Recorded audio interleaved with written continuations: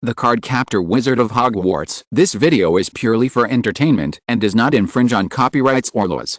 The rights to the novel and image belong to the original author. We do not claim ownership.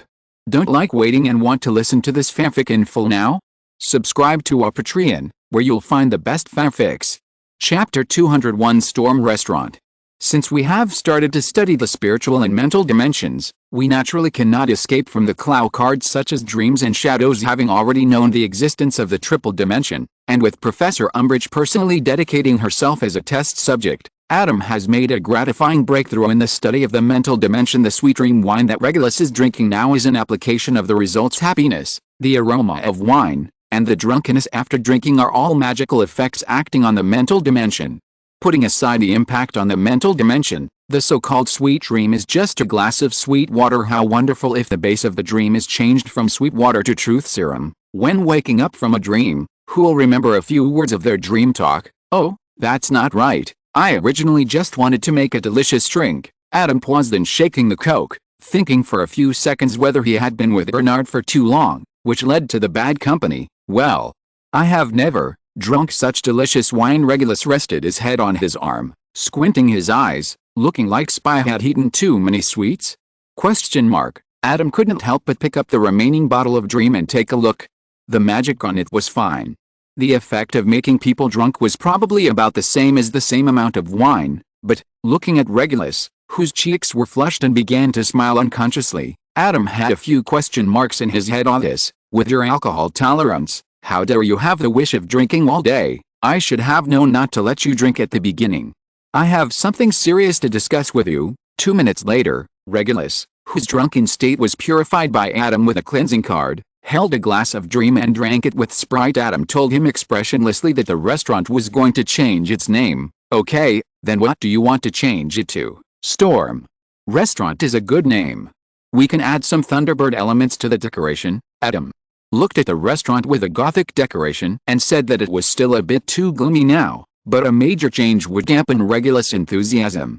Adding some decorations to change it to a Storm and Thunderbird theme would be just right. As for the name of the restaurant, Adam originally wanted to make it more meaningful, but considering the cultural level of wizards, he finally chose a simple and easy to remember name. After Regulus nodded to show that he understood, Adam looked at Regulus. Speaking of which, why did you name the restaurant Pure Blood Glory? Regarding the pure blood theory, Regulus also talked to Adam and should know that although Adam is strictly pure blood, he does not support the pure blood theory. Nothing, but, Regulus hesitated, but still did not hide. I went back a few times when I hired house elves. There is no doubt that Regulus was talking about the Black family's old house.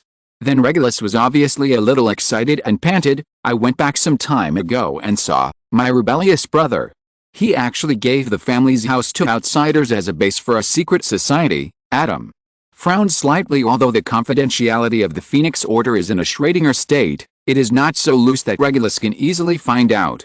Regulus can only know that outsiders have entered the old house by himself, but not to the extent of a secret society. The only way for Regulus to get information about the Phoenix Order is through Creature, and Creature is not Dobby.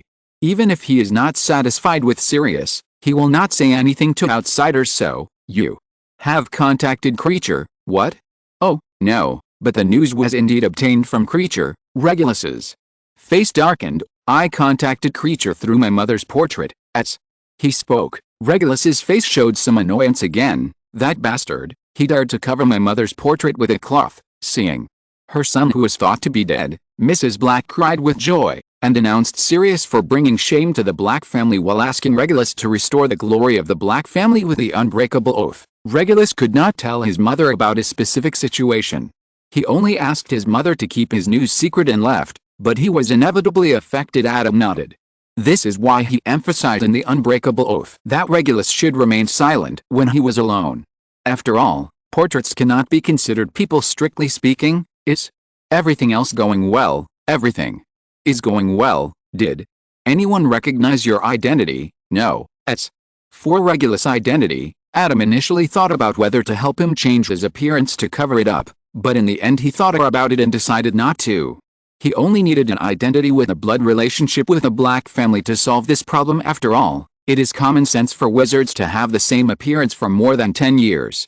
With his face, At most some people will sigh that he is indeed a relative of the Black family, and no one will suspect that Regulus has traveled through time. Even if Sirius knew it, it would not matter. Sirius, who had a bad relationship with his family since childhood, how could he know his distant relatives? It's a pity that this trick can deceive others, but not Mrs. Black. The top floor is your residence, you can arrange it yourself. Adam paused. For example, move your mother's portrait here. Really? Thank you for your kindness, Regulus. Eyes lit up. Well, but don't reveal your identity, don't let those people in the old house suspect, and do a good job of soundproofing. Adam didn't want his restaurant to have urban legends about crying and shouting on the top floor of the restaurant. No problem, I'll arrange it. Just set up a soundproofing spell in the restaurant, and as for the old house, just cancel the permanent sticking spell. That bastard will definitely want to throw away his mother's portrait. Adam didn't interfere with this, and Regulus arranged it himself. After chatting with Regulus for a while and understanding the restaurant's affairs, Adam returned to Hogwarts. Hello, everyone. I'm sorry that I have to be absent because of some work in the Ministry of Magic. With the familiar sound of a clip, Umbridge once again came to Hogwarts to teach everyone the defense against the dark arts class, but this time she was fully armed, a string of amulets tied to her clothes and belt, a somewhat nondescript hat on her head, rings on all 10 fingers of her hands, and sleeves. Adam could see traces of magic on those things, probably some magic used for protection. In addition to these equipment, Umbridge was accompanied by an employee of the Ministry of Magic. Is Umbridge going to use these to deal with the curse? Adam looked at Umbridge, who showed signs of fear in the mental dimension, and silently cast the magic of the sleep card on you. Are probably thinking too much. Chapter 202 Arrogant Dumbledore. When Fudge came out of the fireplace, his face was extremely ugly. Although he had almost torn his face with Dumbledore unilaterally before, he didn't expect Dumbledore would actually dare to turn against him. He admitted that he didn't believe what Umbridge told him at the beginning about Coma, Nightmare, and Dumbledore's curse on her. However, Umbridge has always been very obedient.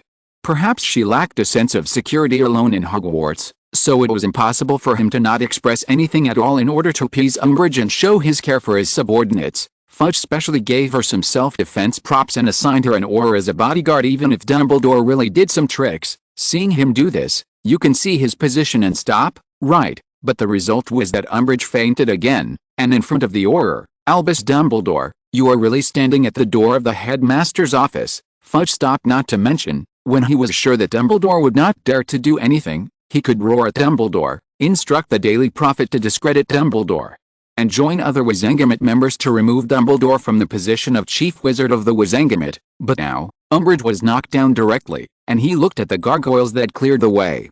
He really didn't dare to move forward, but looking at the two auras behind him, Fudge regained his courage, raised his head and chest and turned sideways. You, come here, walk in front. Under the protection of the two auras in front and behind, Fudge rushed into the principal's office at the same time. How did you do it? Grindelwald crossed his legs, crossed his fingers on his lower abdomen, and looked at Adam curiously. What?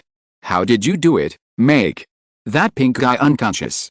And she still looks very active when she is unconscious. Is she dreaming? Adam looked at Grindelwald in surprise. Well, although most wizards know the facts but not the reasons, the one in front of him is one of the top wizards, and he is also a research-oriented one. Adam stroked Fawkes, who was guarding Grindelwald, and said casually, she makes me a little disgusted. Out of sight, out of mind. Grindelwald nodded and had no opinion on this, but if you want to continue to blame it on the curse, I'm afraid it won't be that easy. Fudge came to the door, and Dumbledore couldn't tear his face with Fudge directly, at least not as the headmaster of Hogwarts. He wouldn't take action against Fudge directly, let alone let the children be involved, so concession is inevitable. Professor Dumbledore is still too kind. You can be more direct. He is weak. Grindelwald snorted coldly. It's not weakness. On the contrary, Professor Dumbledore is too arrogant. Adam shook his head. Professor Dumbledore's tolerance towards Fudge was not a compromise under the circumstances, but a tolerance similar to that towards an ignorant child. In addition, why did Professor Dumbledore strictly restrain his behavior and thoughts? Because he believed that if he went astray, no one in the entire wizarding world could control him. Professor Dumbledore's strict moral requirements for himself were based on his extreme self-confidence, or arrogance. Grindelwald's eyes were momentarily absent-minded after hearing this arrogance. Dumbledore, do you know that your students' evaluation of you is actually like this? Adam glanced at Grindelwald, And there was another sentence he didn't say. Professor Dumbledore unilaterally believed that Grindelwald had no love for him, only used him, and regarded any words of Grindelwald as sophistry after that, which was also one of the manifestations of Professor Dumbledore's extreme self-confidence. Once he determined something, no words from others would shake his belief. Sometimes we call this quality unwavering, and sometimes we also call this quality stubborn. The discussion about Professor Dumbledore ended here, and then Grindelwald began to teach his experience in magic research. According to the content of their deal, Fudge and Professor Dumbledore's conversation lasted until midnight. Adam didn't know what they talked about, and he didn't care much. In short, starting from the next day, the Defense Against the Dark Arts class was not taught. However, Umbridge still did not leave Hogwarts. She was appointed as the Senior Inquisitor of Hogwarts and was responsible for teaching the Defense Against the Dark Arts class, starting from her wake-up. Although it is tempting to let Umbridge sleep forever, if Professor Dumbledore's attitude does not change, even if Umbridge sleeps forever, the Ministry of Magic will send someone else. In contrast, although Umbridge is more disgusting, her disgust also has an additional effect. It can make everyone more clearly recognize the face of the Ministry of Magic. Those who know that the Ministry of Magic is disgusting but dare not resist, and those who still believe that the Ministry of Magic is just. These two types of people are ordinary people. They will agree with the opinions of the Ministry of Magic and accept the arrangements of the Ministry of Magic, but their mentality is completely different. The Ministry of Magic and Adam's plan needs to undergo a thorough overhaul, so the more people who hold the former attitude, the better. Otherwise, those who are let go now will be the ones who oppose the reform of the Ministry of Magic in the future, especially those seniors who are about to graduate. So Umbridge woke up the next day, and this time she walked into the classroom with her head held high. Again, she has investigated and found that the Defense Against the Dark Arts class has been taught by other professors more than once before, and nothing happened to the substitute professors. Glancing at Adam, Umbridge felt a little grateful. If Adam hadn't mentioned that legend by mistake and made her realize how dangerous a situation she was in, she might not have known how she died until she couldn't even sleep. A lifesaver, naturally.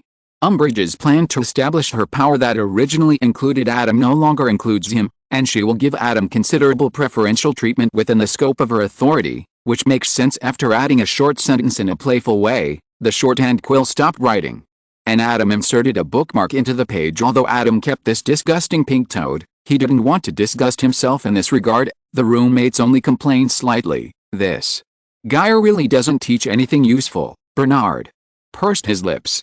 Umbridge's class had a retro feel. He seemed to see the familiar Professor Lockhart. With the blessing of Adam's buff, Umbridge's influence on them is almost the same as Lockhart's. You have learned very well in Defense Against the Dark Arts. Uther, who sparred with Bernard from time to time, said this sentence is actually a bit of a pun. Under the careful guidance of Professor Crouch in the last school year, Bernard learned very well in black magic and defense. Can't we really get rid of Umbridge? I think she may not be as good as Professor Lockhart. You scare her a few times and she will run away. Sighed. It is true that she is not as frightened as Lockhart, but she is not that easy to drive away. After all, she is sent by the Ministry of Magic. If Professor Dumbledore's position remains unchanged, it will not be of much use if I do more. Adam shrugged. Just pretend she doesn't exist. Cherish your study time now. It will be difficult to have such a peaceful and quiet life in the future. If you're listening to this novel on a channel other than Fanfic World, it means they downloaded and uploaded it without effort. We cordially invite you to visit our channel, Mundo Fanfic Novelis. There you'll find the original version of this story, and you can explore many other novels of various genres. We're waiting for you to immerse yourself in a world of incredible novels. Chapter 203 Love and Hate.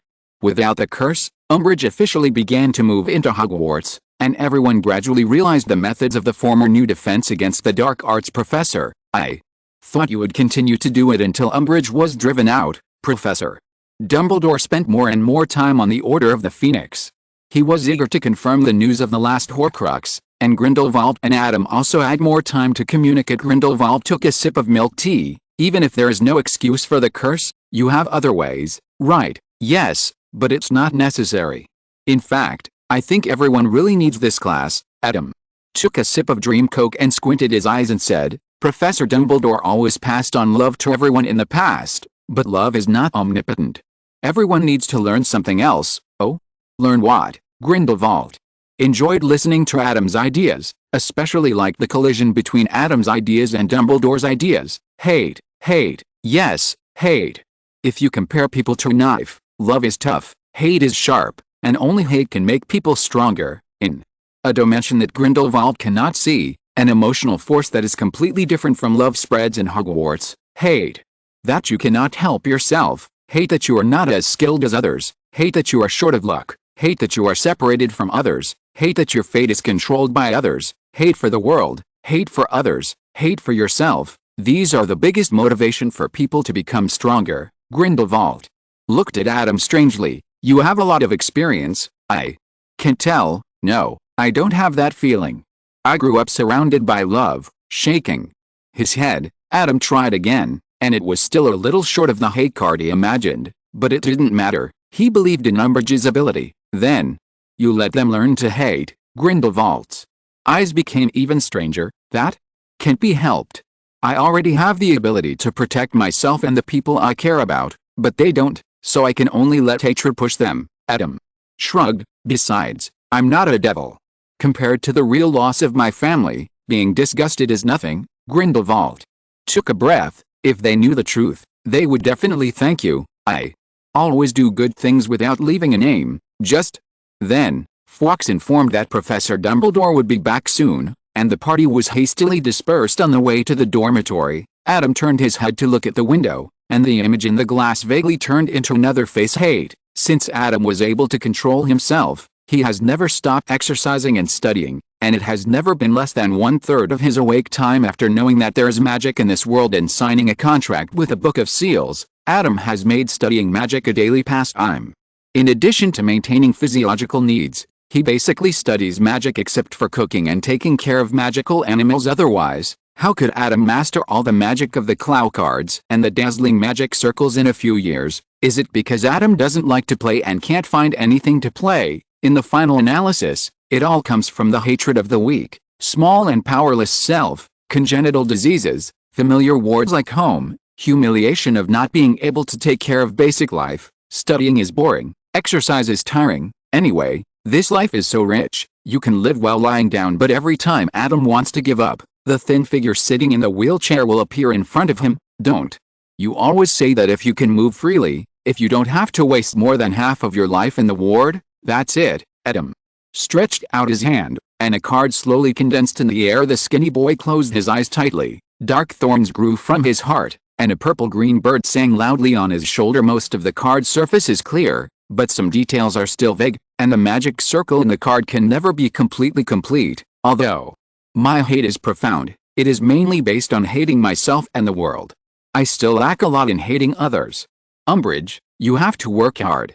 I believe in you dispersing the hate card that could not be completely condensed. Adam walked towards the dormitory. In the herbology class the next day, Umbridge kept taking notes with a writing board at the back of the greenhouse, and walked around from time to time to find someone to ask something. Can't we really let this guy go? Eugene whispered in Adam's ear. Well, no, but she won't come to bother us. Adam shook his head and erased himself and others from Umbridge's consciousness, so that she couldn't remember or notice them at all. Even so, she has been walking around like this in almost every class recently. Eugene endured it. Isn't she tired? I don't think she will be tired. How can a person obsessed with power feel tired when exercising power that he has never obtained? As he spoke, the babo tuber in Bernard's hand burst open with a pop sound, and a ball of pus was squeezed directly onto the operating table. Bernard looked down, then quickly looked around, gathered the pus on the operating table and collected it with a wide mouth bottle, and swept the pus on the dragon leather gloves into it. Adam, help. Taking off his dragon hide gloves and placing the bottle of barbo tuber pus on Adam's operating table, Bernard blinked quickly. Get rid of the impurities inside. Don't forget to leave some. After all, they had just learned this craft, and it was a bit too blatant to obtain 100% pure baba tuber pus. Alright, Adam waved his palm over the pus of the babo tuber, and the pus mixed with a lot of impurities suddenly became much clearer. Go and wash your hands quickly. The sight of this pus makes me want to eat lotus root starch. Adam admitted that he was a little confused when Hermione approached him and asked him if he needed to join an after-school study group where Harry taught everyone a defense against the dark arts course. After all, We are in 5th grade this year, right? We can't just rely on the dry and worthless knowledge taught by Professor Umbridge to participate in OWLS. Hermione didn't notice the subtlety in Adam's expression at all, and said happily, she sincerely thought that was a good idea. Harry is very experienced in this area. He has faced mysterious people several times. I think with your intelligence, you won't believe the nonsense in the Daily Prophet, right? I believe what Harry said is true, Adam's words made Hermione's smile brighter. But Hermione, I'm sorry that I can't join the study group you mentioned. Adam showed an apologetic smile. Perhaps you have heard that my restaurant will open soon. I will go there and keep an eye on it when I go to Hogsmeade during this period. Your restaurant, Hermione blinked. Chapter 204 Dumbledore and number 039, S. Army. Yes, Adam is right. His restaurant, the one called the Storm, is opening soon. It has been renovated. It is in the northeast corner of Hogsmeade. Walking along the Dream Dessert Workshop, Fred and George each finished one sentence, and then added, didn't we tell you? Of course not. Ron looked at these two unreliable guys in shock. They had a good relationship with Adam and would occasionally go to report, eat, work, rub, work, drink, but he never said anything to them. Information. Fred and George looked at each other and shrugged. Well, this matter has nothing to do with you anyway. Ron was stunned. That said, it seems to make sense. Oh my god, it's incredible. Hermione shook her head. He got an A in every class and still had time to open a store. How did he have time, isn't the question where he got so much money. Ron couldn't help but complain. As for the opening time of the store, what's so strange about it? Just like Fred and George's Wizarding Wheezes and Ambrosio's Dream Dessert Workshop, maybe the store manager is someone else? He's just contributing capital and holding shares. So where did he get so much money? Adam always has a way of getting money. In this regard, Fred and George were convinced, especially after they couldn't help but gamble a fortune in the Quidditch World Cup. Good news, the bet paid off. Bad news, the bastard who opened the market settled a bill with leprechaun gold coins the twins returned to before liberation overnight. If they hadn't lost their minds enough to gamble with public funds, the Magic Wheezes Workshop would have almost lost its capital flow and declared bankruptcy on the spot. Of course, Fred and George couldn't give up after being defrauded of all their net worth. However, they worked together with everyone who had been deceived to catch the person and found out that the person simply couldn't hand over that much money, and the entire net worth was not enough. Originally they had given up, but after Adam heard about it at the tea party, he actually helped them get their money back, although only the principal was recovered, and each galleons had to be exchanged by reading I Will Never Gamble Again, but at least the money really came back. Yaman, Fred and George made the sign of the cross on their chests. Okay, I know your boss is rich, but the focus now is on the study group. Ron looked at Hermione. Except for Adam, are everyone else invited available? Well, they're all willing to participate. Hermione's strange behavior was not noticed after being rejected by Adam. Hermione reflected on it and felt that part of Adam's rejection was because Adam had very good grades and felt that he did not need Harry's guidance. So when she invited them later, she didn't explicitly say it was a study group. She just said that Harry wanted to say a few words about a mysterious man and share some experiences with everyone. Anyway, it was pretty much the same. She just changed the term. But is this really okay for us? Fred and George looked at the two men. If my guess is correct, you probably didn't tell Harry that there are so many people in the study group now, right? Fred, Hermione and Ron looked at each other. We will tell him that the study group will have 2 or 3 more people than before. In that case, maybe Adam's is a better place than the Hog's Head. Fred rubbed his chin and looked at George. It's a secret place that hasn't officially opened yet, and you can still get Adam's protection. George raised his hand and gave Fred a high five. Well, this is a good idea, but let's not talk about whether Adam agrees or not. There is another problem here. Ron swallowed and looked at Fred and George with some guilt. Adam's restaurant, is it big enough?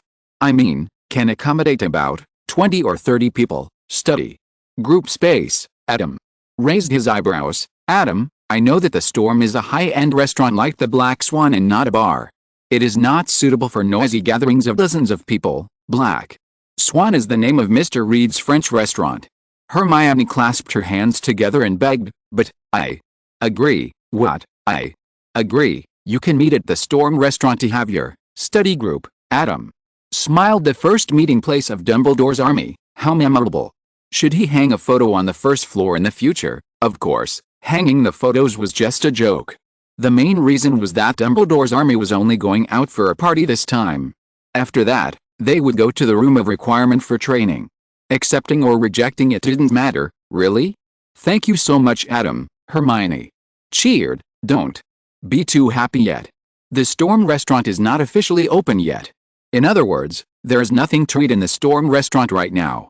I'm afraid I can only provide some drinks. It doesn't matter. We wanted to choose Storm restaurant mainly for privacy reasons. Hermione was fine with that. By the way, will you join the study group? I'm sorry, even if you move the study group to the Storm restaurant, the things to be done will still be there.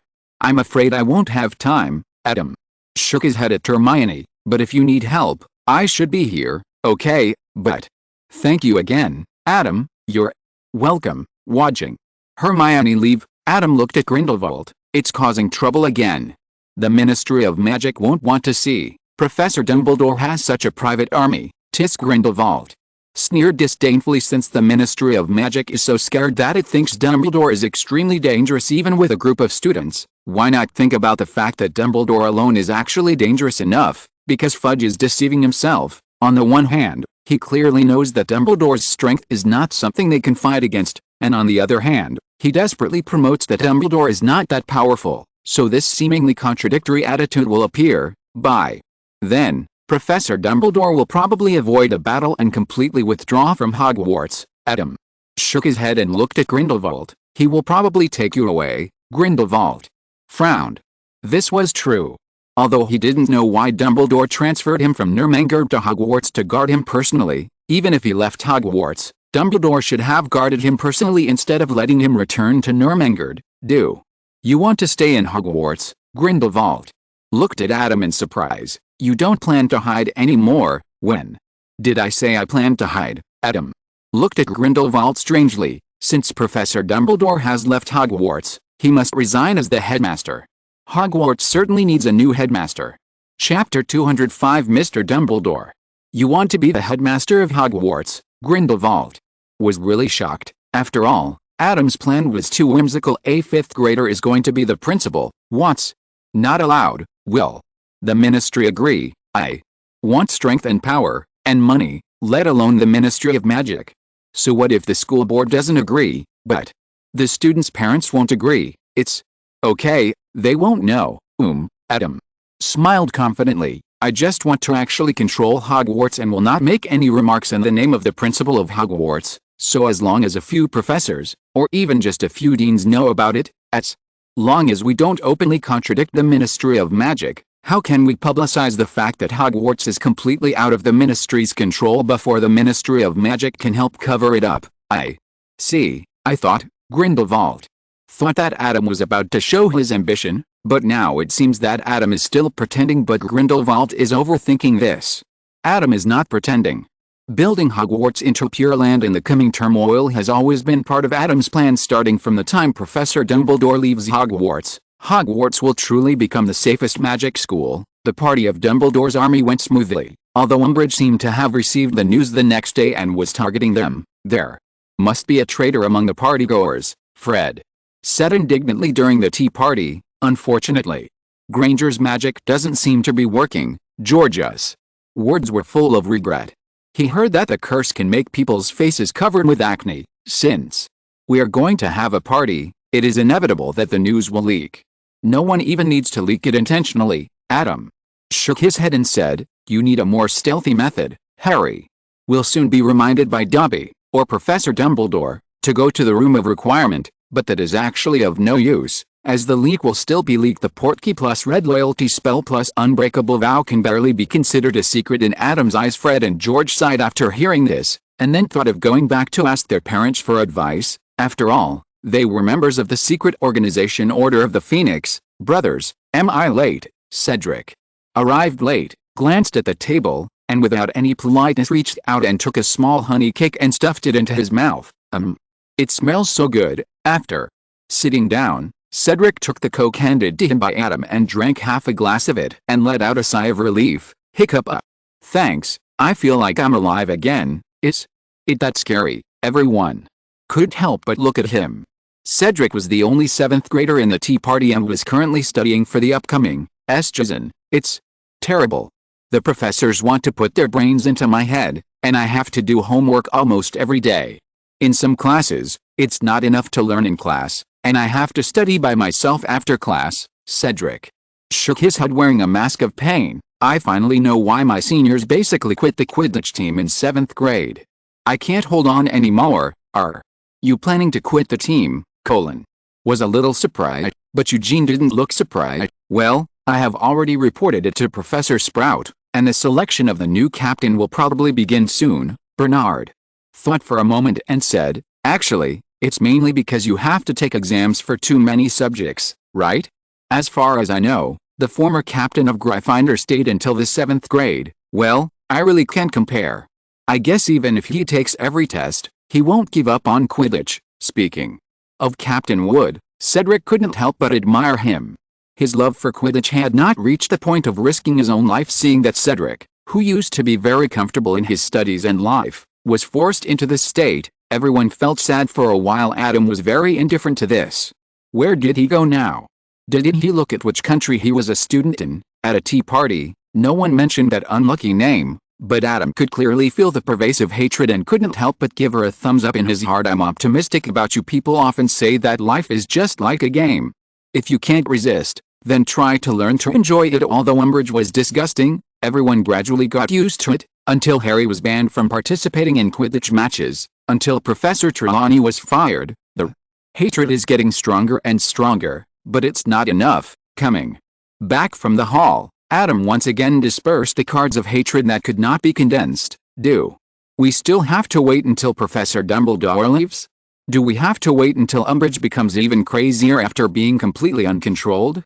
Will that kind of hatred be strong enough? Adam sighed. He really didn't want Umbridge to stay at Hogwarts that long if he could help it. Even if he makes himself invisible in Umbridge's world, Umbridge's rules can't control him. But it's a bit disgusting to see that face jumping up and down with a completely hypocritical smile every day. But it's an unexpected gain, isn't it? Bernard leaned against the bedpost, looking unhappy. A centaur professor, he doesn't seem to be in the same group as the one we saw in the Forbidden Forest. There won't be 2 centaur tribes in a forest, it's just that we didn't see him last time. Cologne gave everyone a popular science. Hogwarts is really getting worse now, Uther said, looking at Adam. The meaning is very clear. When can Hogwarts return to normal? This is probably just the beginning, brothers. Adam shook his head. Everyone is not hateful enough. That is, they still have hope for the Ministry of Magic, which is not what he wants to see. When everyone really realizes that the current Ministry of Magic is hopeless,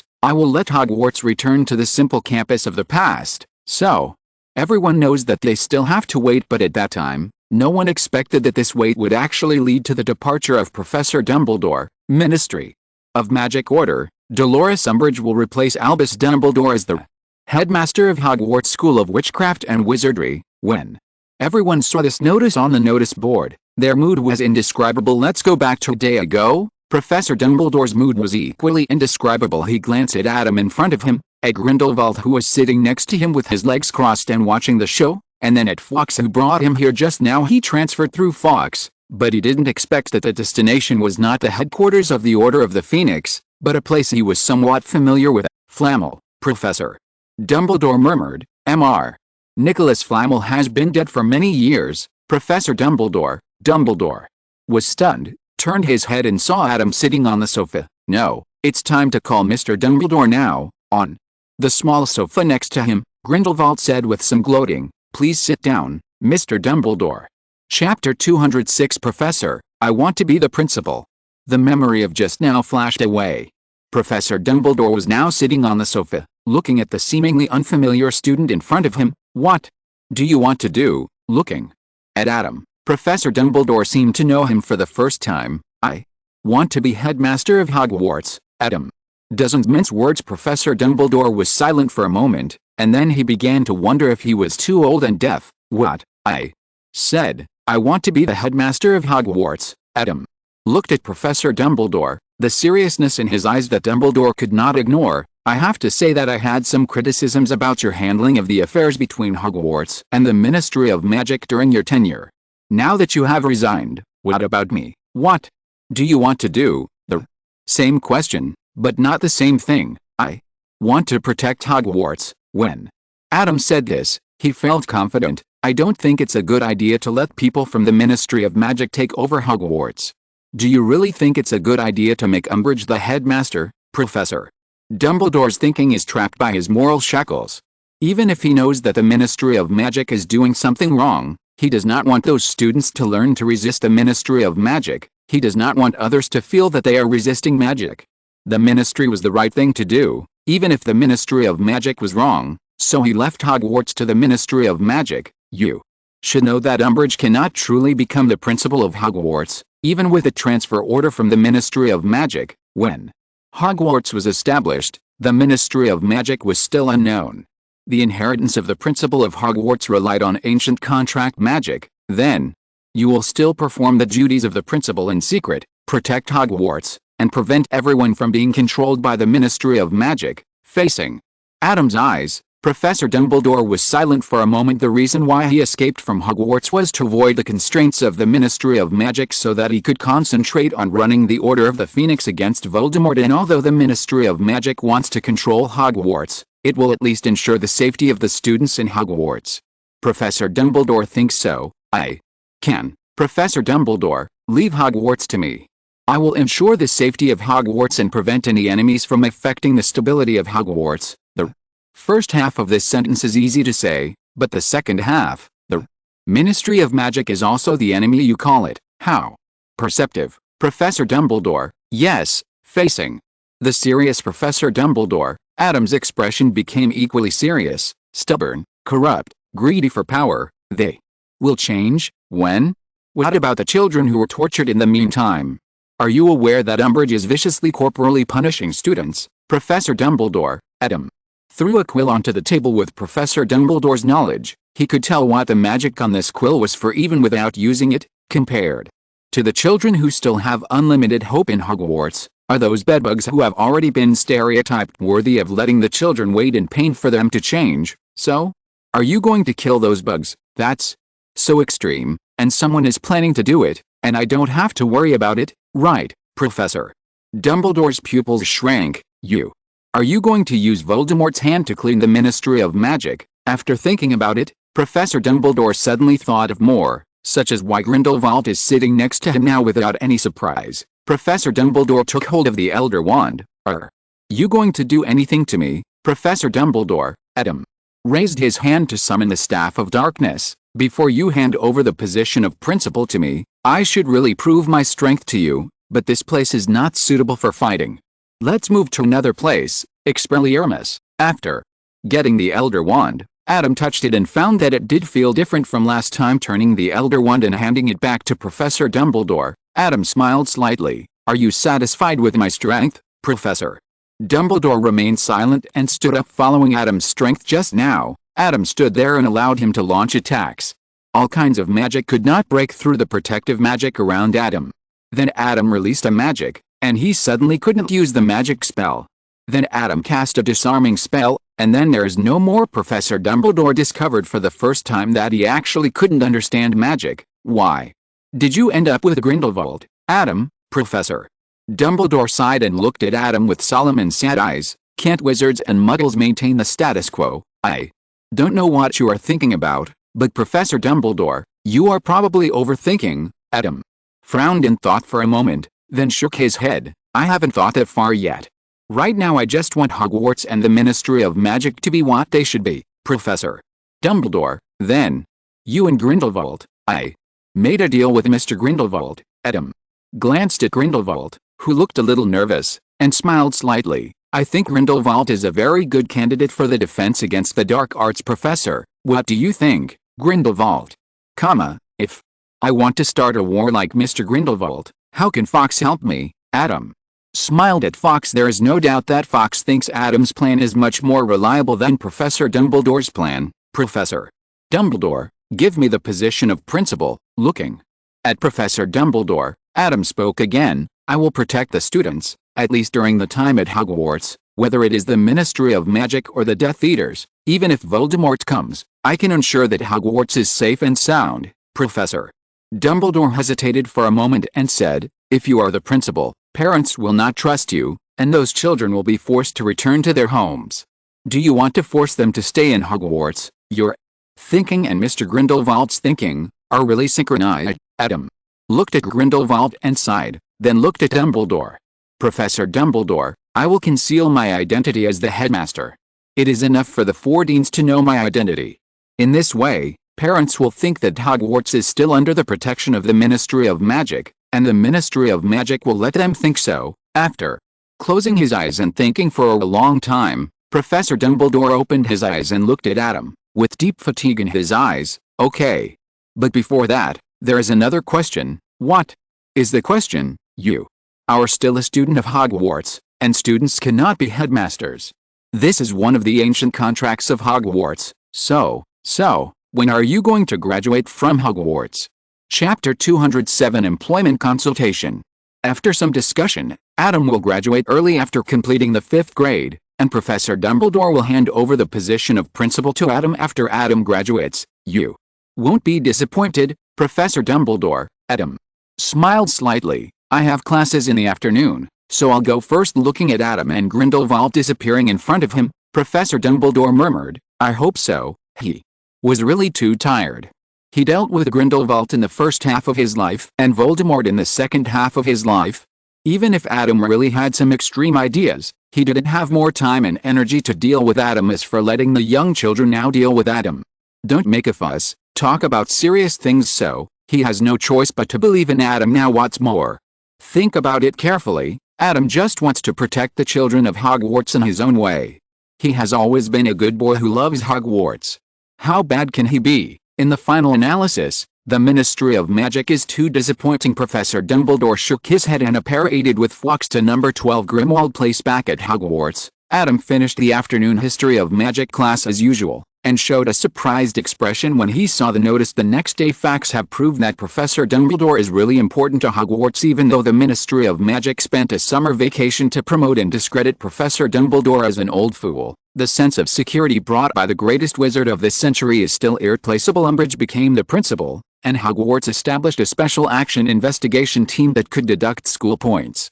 None of these had anything to do with Adam during this period. In addition to continuing to study magic and participating in the official opening of the Storm restaurant, he only did one thing. The Death Eaters are really getting more and more rampant now. Adam sighed as he looked at the Daily Prophet. The British Museum, the Natural History Museum in London, etc. have been attacked by terrorists one after another. How many crimes will Sirius commit? The article denounced the evil deeds of Sirius and the Death Eaters, who escaped from prison with his help. Shocking. Treasures with countless historical and artistic values were destroyed by crude magic, and the Ministry of Magic had to organize people to perform oblivion on thousands of muggles involved in this matter. These terrorists have undoubtedly caused significant property losses, and the subsequent impact is difficult to estimate. Frontline reporter Rita Skeeter reported. The picture on the front page is the ruins of the Natural History Museum in London, and the extremely obvious dark mark in the sky. This is the nth museum attacked. It seems to be the 5th one? What do the Death Eaters want to do? Attacking museums at night means they want to act in secret, so isn't it redundant to release the dark mark in the end? Eugene frowned, and now the Ministry of Magic is trying its best to conceal the resurrection of the mysterious man and the situation of the Death Eaters. Under normal circumstances, shouldn't the Death Eaters take the opportunity to hide? Don't try to understand the thinking of criminals, that will become Bernard, Cologne. Warned Eugene seriously, and even normal people will go crazy after staying in Azkaban for 10 years, not to mention the crazy Death Eaters. How can they act normally? The latter inference makes sense, but what does the previous sentence mean? Bernard stood behind Colin at some point, asked sinisterly, and then choked Colin neatly. By the way, how are you preparing for the employment consultation? Uther looked at everyone, turning a deaf ear to Colin's wailing over there. Although they all have their own employment goals, it is obviously not appropriate to say it now, so they need to prepare a temporary employment goal. It's ready. Eugene made an okay gesture, and Bernard also made time to respond. We plan to work for Adam in the future. Anyway, It is true in fact. Hey. You will work for Eugene in the future. How can it be the same? I work for Eugene, and Eugene works for you. The same. Bernard waved his hand, and Colin took the opportunity to get out. Even in the wizarding world, to be a good minister of magic, you need a certain amount of capital support, otherwise Fudge would not have been influenced by those pure-blood families, and Eugene, who will stand against the old forces in the future, the capital behind him is of course Adam. It is completely okay for Bernard to say that Eugene will work for Adam in the future. We have settled it. Cologne can go back to inherit the family business. What about you, Uther? I will inherit the family business too. My career goal is not like you, who are not easy to say. Just tell the truth, Uther shrugged. So on the day of the employment consultation, the 5 people in the dormitory came to Professor Sprout's office one after another. My career goal is to run my store well. Now 2 stores are officially open, and I plan to continue to expand the business after graduation. Adam pulled out a chair and sat down, looking at Professor Sprout. Well, I have heard Eugene and Bernard mention your employment goal, or entrepreneurial goal, Professor. Sprout smiled and reached out to point at the candy she placed on the table. The logo of the Dream Dessert Workshop was clearly on the wrapping paper. I believe your career will be very successful and smooth. You have done a great job. I can't believe that you are still a student after making it this far. Well, your career consultation is over. I wish you a future as you wish, Adam. Thank you, Professor Sprout. After leaving the office, Adam heard Eugene and Bernard whispering at the end of the corridor. It's a bit strange, that pink Umbridge didn't speak from beginning to end. I was already on my tongue that plum candy may not be enough, but I didn't see her say anything from beginning to end. I was worried that she was going to speak at the end, so I hurried out after Professor Sprout finished speaking. Seeing Adam come out, the 2 tilted their heads to one side to signal Adam to come over here. Alice Bernard sighed. I really don't know how long I have to face that face. Does she really not realize that her voice doesn't sound like a girl at all, but like the cry of an evil bird? Adam recalled the 4 colors of the evil bird he copied from Professor Scamander. Apart from the magic power, the evil bird's cry is probably more beautiful than her voice. Seriously, maybe we should compare it with the cry of the mandrake. The 3 people's faces showed an indescribable expression. Chapter 208: A Rich Harvest. Congratulations, you have taken the step directly to employment shortly after completing the employment counseling. Looking at the twins in front of him, Adam sighed. Fred and George looked at each other and said with a smile, "No way, Adam, you know, we are never very interested in those boring studies, and if we listen to that pink toad talking every day, he might as well kill us." And our farewell ceremony was very grand, wasn't it? I dare say there has never been such a carnivalous graduation ceremony since the founding of Hogwarts. I heard that everyone was trying to imitate our deeds after we left. After saying that, the 2 looked at Adam expectantly. So now unfortunately, no one in Diagon Alley is interested in selling right now. Adam shook his head. Selling and renting are 2 completely different things. Obviously the people who hold the Diagon Alley facade know that these are chickens that lay golden eggs. They can only sell the golden eggs, but not the chickens. Fred and George were not disappointed when they heard the bad news from Adam. They knew that Adam would always find a way, but this time Adam's decision was destined to disappoint them. Go back and prepare well. The next school year is not far away. What? Fred and George exclaimed. Adam, we have to remind you that we have been fired. Unfortunately, Umbridge does not have that right.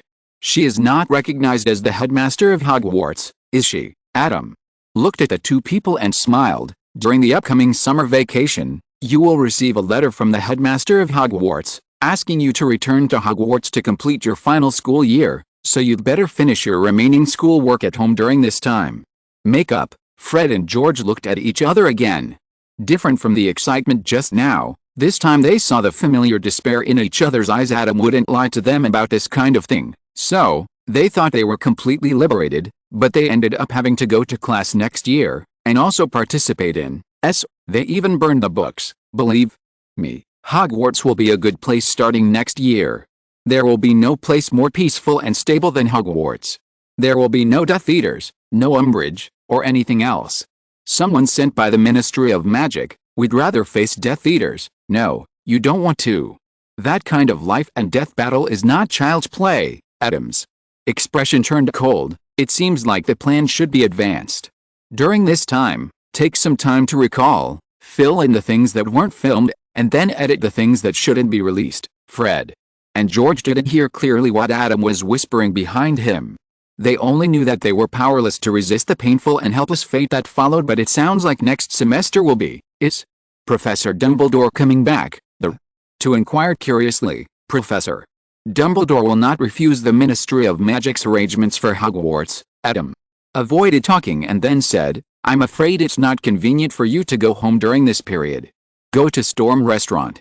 The manager there will arrange accommodation for you. Oh, Adam, we knew you still cared about us. Fred and George then remembered that they really needed a new place to live. If Mum knew they were expelled after setting off fireworks at Hogwarts, they would definitely have to say goodbye to one of their ears. She doesn't care what disgusting regulations Umbridge enacts. At the end of 5th grade, Adam had collected enough hatred to fulfill his wish. The subject of the card remains the same, a skinny young man with a bird on his shoulder and thorns growing out of his chest, but there are dense eyes in the darkness around him. Uneasiness, pain, hatred, resentment. When he saw those eyes, Adam naturally understood the extremely complicated hatred in them. Umbridge, I really saw you right. Adam couldn't help but marveled at the fact that it was not only the hatred that Umbridge caused in the students, but also Umbridge's own hatred that greatly contributed to the gathering of the hate card. No matter how much Umbridge did, it would be difficult for the students to have such extreme hatred for her, but Umbridge did it easily.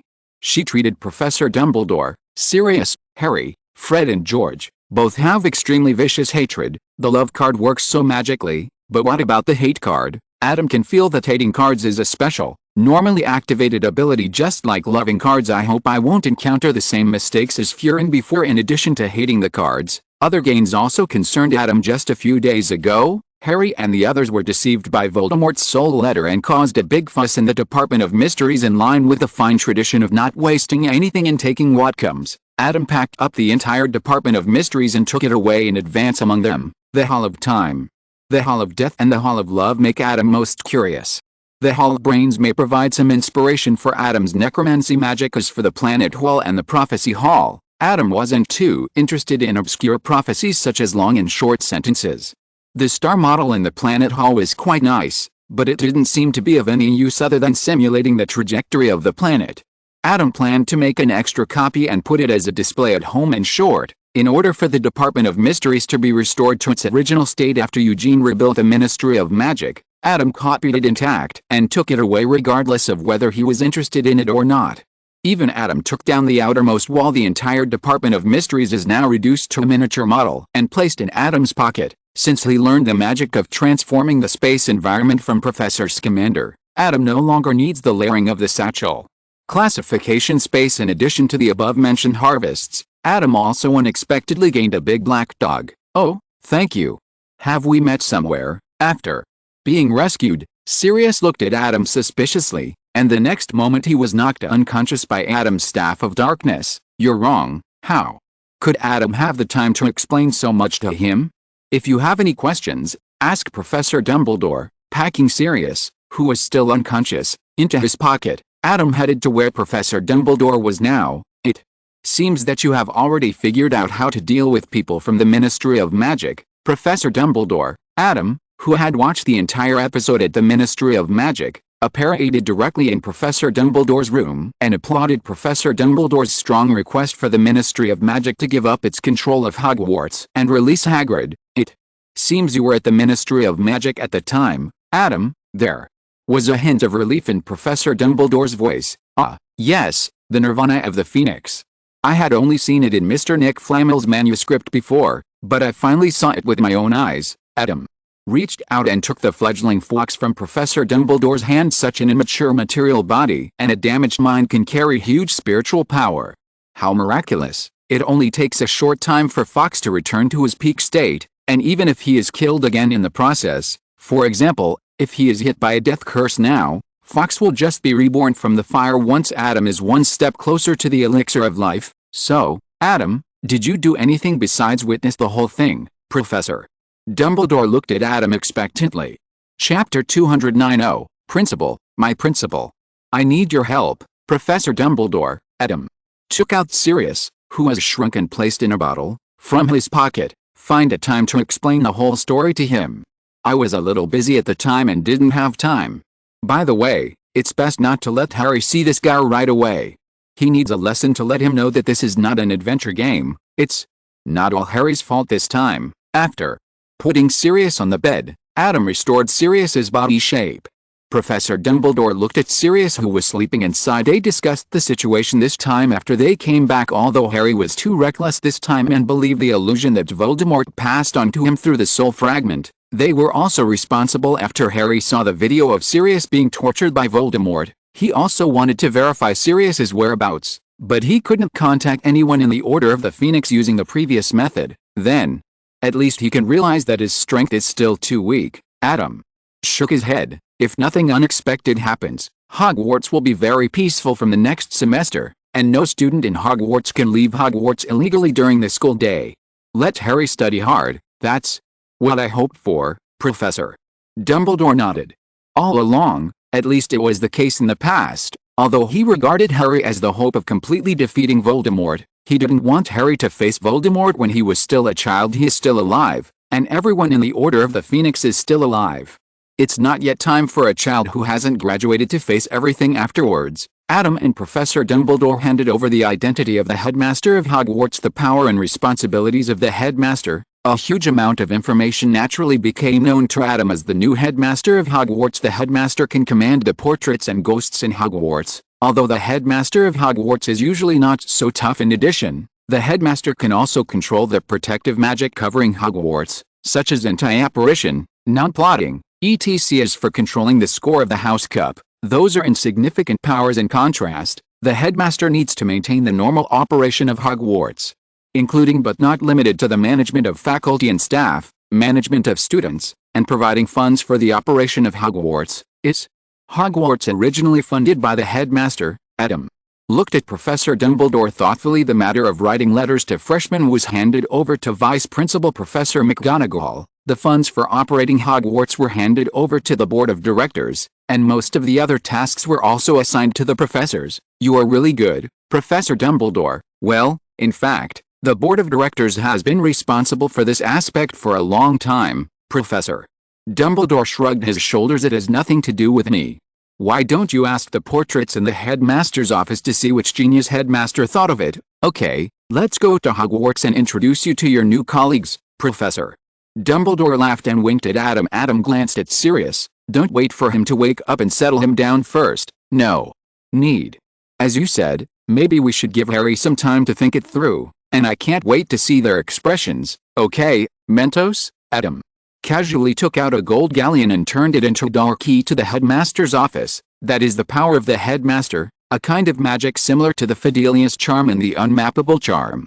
No one except the current headmaster of Hogwarts can use the location of the headmaster's office in magic. I didn't expect that one day I would have to return to the office in this way, Professor. Dumbledore picked up the door key and disappeared the next moment. When the two of them appeared in the principal's office together, the portraits around them suddenly started to make noise. Oh my God, Dumbledore, you are finally back. The connection of the contract was suddenly interrupted just now, which scared everyone. The one who spoke was a witch who looked very kind. She left a half-length portrait in the principal's office, with anxiety written all over her face. Ms. Devant, thank you for your concern, Professor. Dumbledore smiled and nodded at her. Dumbledore, what happened just now? Wait, another portrait frowned at Professor Dumbledore, then looked at Adam, and then looked back at Professor Dumbledore. You gave the position of principal to this child? Oh. Evra, what nonsense are you talking about? How is it possible? Adam knew the person who spoke this time. He had seen this portrait at Regulus's place, the most unpopular headmaster in the history of Hogwarts. Real headmasters, not those who talk to themselves like Umbridge in the Ministry of Magic, and also the headmaster of Hogwarts during the Legacy period, Regulus' great-great-grandfather, Phineas Nigellus Black. At this time, the old man stood up directly from the seat in the portrait. His eyes almost popped out. Slytherin, Dumbledore, what have you done? As you can see, Adam Reed, the next headmaster of Hogwarts, Professor. Dumbledore still had a smile on his face. Now is a special period, but I believe Adam will be a good principal. After saying that, Professor Dumbledore waved his wand, and a portrait of himself appeared on the wall of his office. In the portrait, Professor Dumbledore sat on a chair with a smile exactly like Professor Dumbledore himself, although it was ridiculous. The portraits were dead after all. They could only help the current principal provide some advice, but could not really interfere with the principal's decision. But someone could. Albus, Pomona and I received a message from your patroness, Professor Flitwick and Professor Sprout came together. They were still on the stairs when their voices came from afar. Tell me, are you kidding? Adam has just finished his 5th grade. The two professors were stunned to see Adam in the principal's office. Phileas, calm down, I'm not kidding. I think you all know that Adam is more than capable enough to graduate, right? But he hasn't. Well, he's just an adult. How could you let Adam take on such a dangerous task, Professor?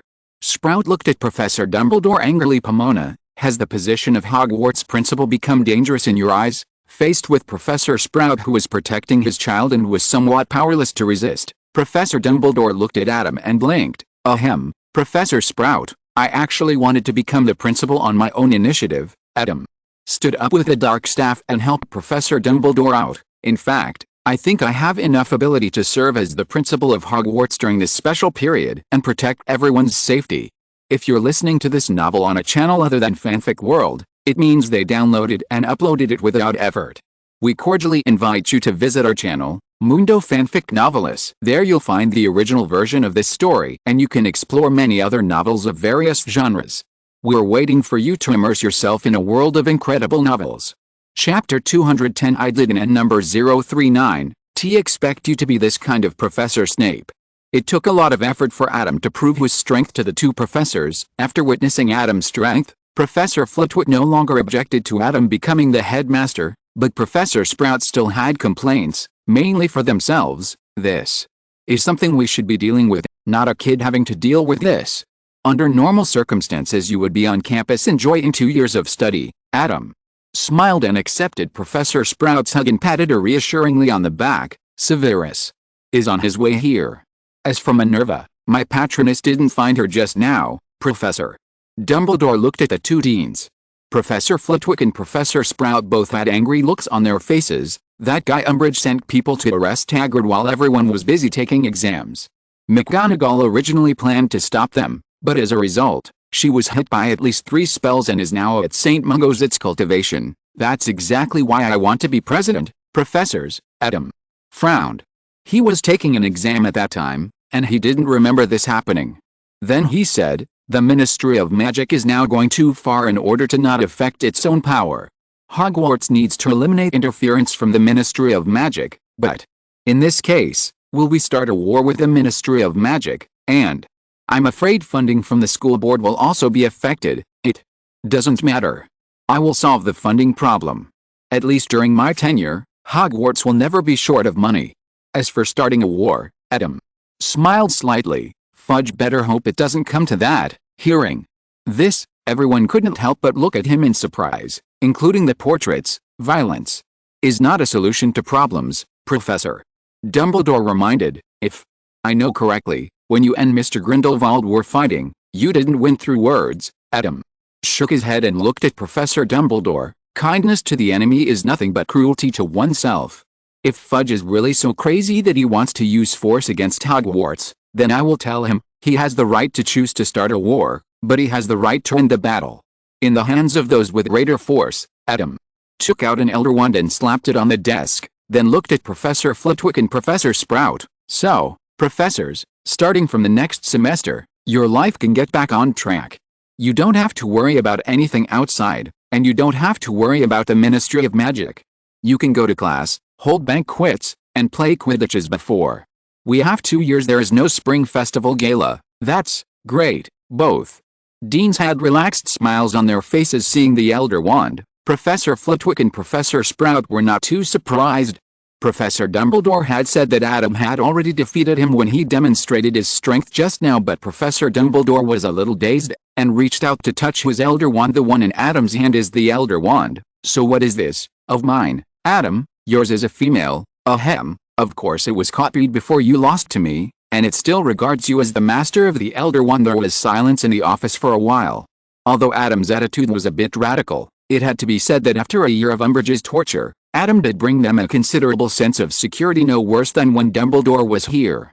No, Professors Flitwick and Sprout glanced at Professor Dumbledore. When it comes to the Ministry of Magic, Adam brings them a sense of security even greater than that of Dumbledore. At this moment, the door to the principal's office was opened again. Why are you calling me back in such a hurry? Seeing the people in the office, Professor Snape frowned even more tightly. You should know that I'm very busy right now. The plan failed, the crystal ball of prophecy was shattered, and Harry Potter was rescued by Dumbledore, who suddenly appeared.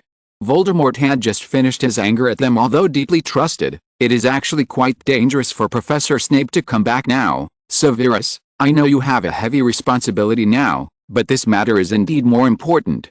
I would like to introduce to you the new headmaster of Hogwarts, Adam Reed. Professor. Dumbledore patted Adam on the shoulder. At that moment, Professor Snape's expression was so complicated that it was difficult to describe in words. If we were to express it in words, I am afraid that even a 3-foot-long piece of parchment would be difficult to analyze in detail. A pie chart on Professor Snape's face at this moment. Dumbledore, Professor. Snape's voice seemed to be suppressing anger, and seemed to reveal an unconcealable exhaustion and madness. Is your brain finally soaked in sugar? Oh, Severus, don't say that, Professor. Sprout frowned and stepped forward, tugging at Professor Snape's robe. Professor Sprout, Professor Snape's situation is a bit special. I'm afraid we need some time to talk alone. Please come back. Adam shook his head. By the way, please don't reveal to the students that I have become the principal. After all, the parents may not accept it so easily. Also, don't reveal it to Professor McGonagall. We can wait until she comes back. Okay, Professor Reed. The two deans left the principal's office with a smile on their faces.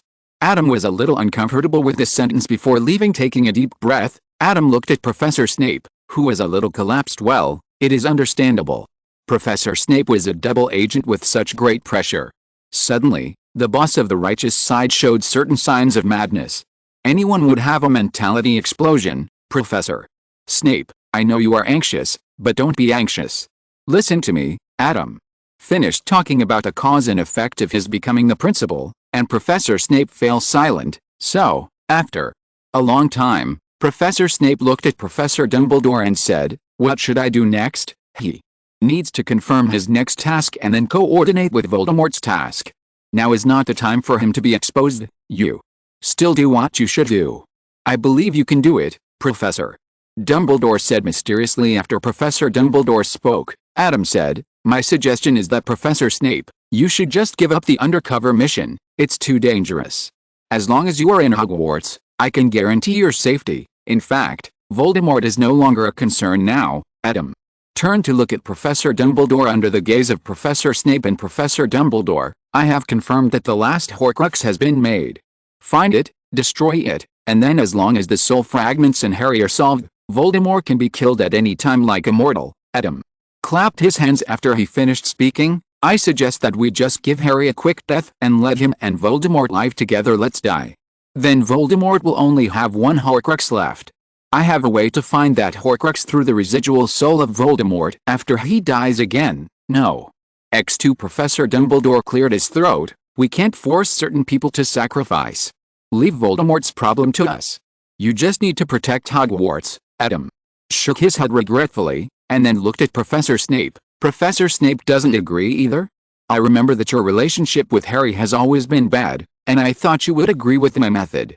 After all, Professor Snape still loves every student. Professor Snape showed an extremely complicated expression again. Chapter 211 New Official Takes Office, Arrangements for Professors.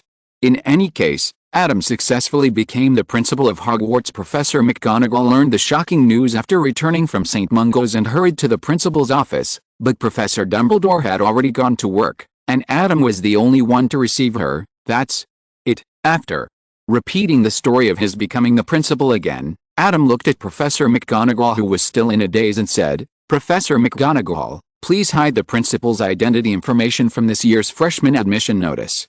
In addition, I will also teach you how to speak at the dinner and other matters. Adam had already mentioned the reasons why it was not convenient for him to come forward now and let everyone know that he was the new principal, so Professor McGonagall agreed one by one. In addition, please send these 2 letters to Fred and George as Hogwarts Owls.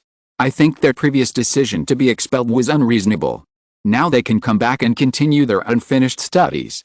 Knowing that Fred and George could come back to complete their studies, Professor McGonagall received 2 letters in surprise. They will be happy. Well, it's hard to say this. Adam smiled and said nothing. So, what the Ministry of Magic announced before, all void. Adam opened his hand. There is no Ministry of Magic. There is no Board of Governors. Voldemort and his minions have just destroyed the Department of Mysteries, and the Ministry of Magic is no longer able to protect everyone's safety. During this special period, Hogwarts has entered full autonomy. I will be responsible for all needs for the operation of Hogwarts, and I will deal with all enemies who invade Hogwarts. I understand. Then I'll— Oh, right, Professor. McGonagall suddenly remembered something. Hagrid is back, and the Care of Magical Creatures class can proceed normally next semester. So, should Professor Grapeland continue to stay? In addition, there are candidates for the Defense Against the Dark Arts class next semester, and the Divination class. Professor's question. Although Professor McGonagall believed that divination was pure nonsense, Professor Trelawney's situation still made her sympathize. Let Professor Grapeland go back and convey my gratitude for me, this, which had been teaching the Care of Magical Creatures class at Hogwarts on and off because of Professor Dumbledore's invitation over the past 2 years, which was really hard work. In addition, inform Hagrid that he will no longer be the professor of the Care of Magical Creatures class next semester. I will invite someone to teach this class. Looking at Professor McGonagall's puzzled expression, Adam said helplessly, I recognize Hagrid's heartfelt love for magical animals, but his inability to clearly recognize the differences between his students and him means that he is probably not a suitable person to be a professor. After finishing the things left by Professor Scamander, Hagrid had already started to let the students raise dangerous creatures such as snails and thestrals. Adam did not dare to think about what magical animals Hagrid would bring with him in the future. Go to Care of Magical Creatures classes for the candidate for the Professor of Care of Magical Creatures.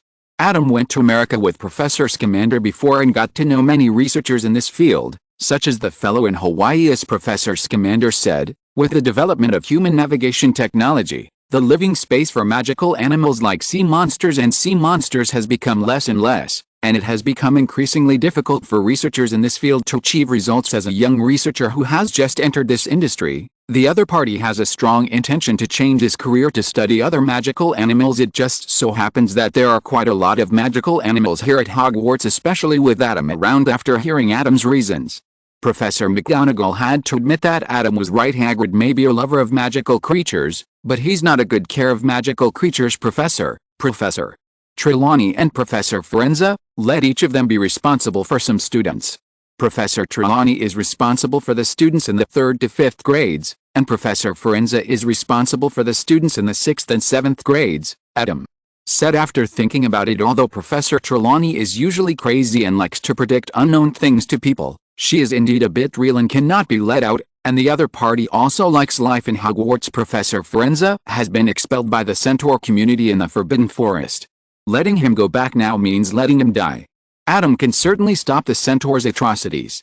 After all, as the principal, the Forbidden Forest now belongs to him, but he can only saving Professor Forenza's life cannot force the Centaurs to improve their attitude towards Professor Forenza. They are both inseparable from this position now, and there happens to be a certain difference in their teaching levels. Professor Trelawney is very detailed, but what he teaches is not the real thing, and he can get by fooling around, while Professor Forenza teaches real divination skills, but the level requirements for students are too high. Let's coordinate. Professor Trelawney teaches OWLS students, and Professor Forenza teaches S students. It's just right. As for the Defense Against the Dark Arts professor next semester, I already have a candidate, but please allow me to keep it secret for the time being. Seeing the mysterious smile on Adam's face, Professor McGonagall nodded. At least for now, it seems that Adam is more reliable than Dumbledore as a principal, so there should be no problems. After Professor McGonagall left, Adam got up and came to Grindelwald's residence. How's it going? Can you handle it? Originally, Adam wanted Grindelwald to take the Defense Against the Dark Arts class, but according to Grindelwald, he needed some time to study the curse, and maybe he could solve it directly. Very stubborn, very hidden, but not difficult. After getting rid of his prisoner status and cleaning himself up, Grindelwald regained some of his former vigor and vitality. He sat on a chair, crossed his legs, and played with the Elder Wand in his hand. Although Grindelwald did not defeat Adam and let the Elder Wand recognize him, the Elder Wand in this state is still a powerful wand. Voldemort is indeed a wizard with outstanding talent in the dark arts, but it's a pity that he has split his soul too many times. I'm afraid that he can't even solve the exquisite curse he set when he was young. When mentioning this, Junior, Grindelwald showed some regret on his face. It's good that you can solve it. Please teach the students some practical skills. It won't be peaceful outside for a while. Adam remembered the newspaper he had read before. Fudge stepped down, the Department of Mysteries was bombed, and the Death Eaters invaded the Ministry of Magic like they were in an empty space. Everyone in the Ministry of Magic already knew the truth in the current situation. Students urgently need a professor of defense against the dark arts with enough ability to teach them how to protect themselves. Hogwarts is safe, but students can't stay in Hogwarts forever. Chapter 212. No matter how poor you are, you can't be poor in education. No matter how hard it is. Minerva, I can't believe it. Is this true? Mrs. Hooch hurried into Professor McGonagall's office with uncontrollable excitement on her face. I can't believe that the headmaster has really changed. Oh, Professor. McGonagall was a little surprised. Did Dumbledore do something to offend Mrs. Hooch? Why was Mrs. Hooch so happy that Dumbledore resigned? Oh. I have no dissatisfaction with the former headmaster. I'm just surprised that there is finally a headmaster who realizes that the flying brooms of Hogwarts are too old. Mrs. Hooch quickly controlled the joy on her face, but after shaking the parchment in her hand, the corners of her mouth couldn't help but rise. A full 40 cornflowers are known for their stability. In addition, there are 28 firebolts provided to the 4 teams. The new headmaster even intends to build a flying broom museum in Hogwarts. Yes, Hogwarts almost carries the magical history of England, which is of course very necessary. Mrs.